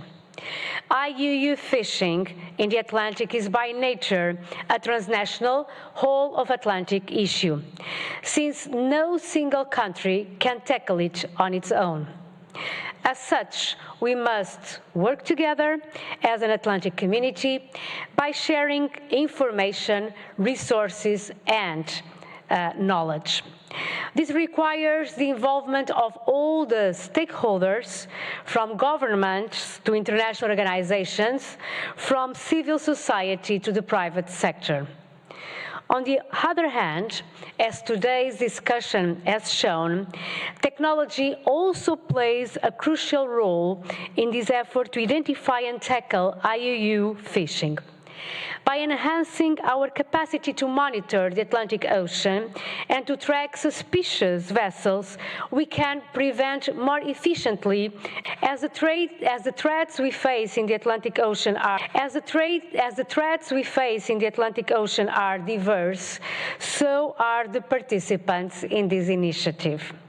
The Atlantic Center currently brings together 23 signatory states with new members on the horizon, reflecting the growing recognition of the importance of its mission.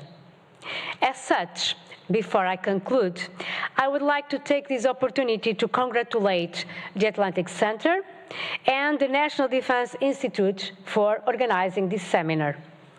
I would also like to extend my sincere thanks to all the partners who have helped bring the report to life, including the Gulf of Guinea Maritime Institute, the Brazilian Naval War College, the United States Coast Guard, the Autonomous University of Lisbon, UAL, the Colombian Naval Academy for Strategic Studies, and the Policy Center for the New South. Also, a word of recognition to the Luso-American Development Foundation for their involvement in the Flood Atlantic Security Award and for fostering research of excellence related to security and defense in the Atlantic in partnership with the Atlantic Center and the National Defense Institute. Finally, I would like to express my gratitude to all the countries and partners who, like Portugal, believe that the ocean sustains and enhances all life on Earth. As António Guterres, United Nations Secretary General, recalled in the last United Nations World Day Ocean observed on 8 June. Thank you all for being here today. Thank you all for staying together to defend our Atlantic as a strategic hub of fair opportunity and shared responsibility. Can the Atlantic bring more blue to our lives? I truly believe so. Thank you. Muito obrigada.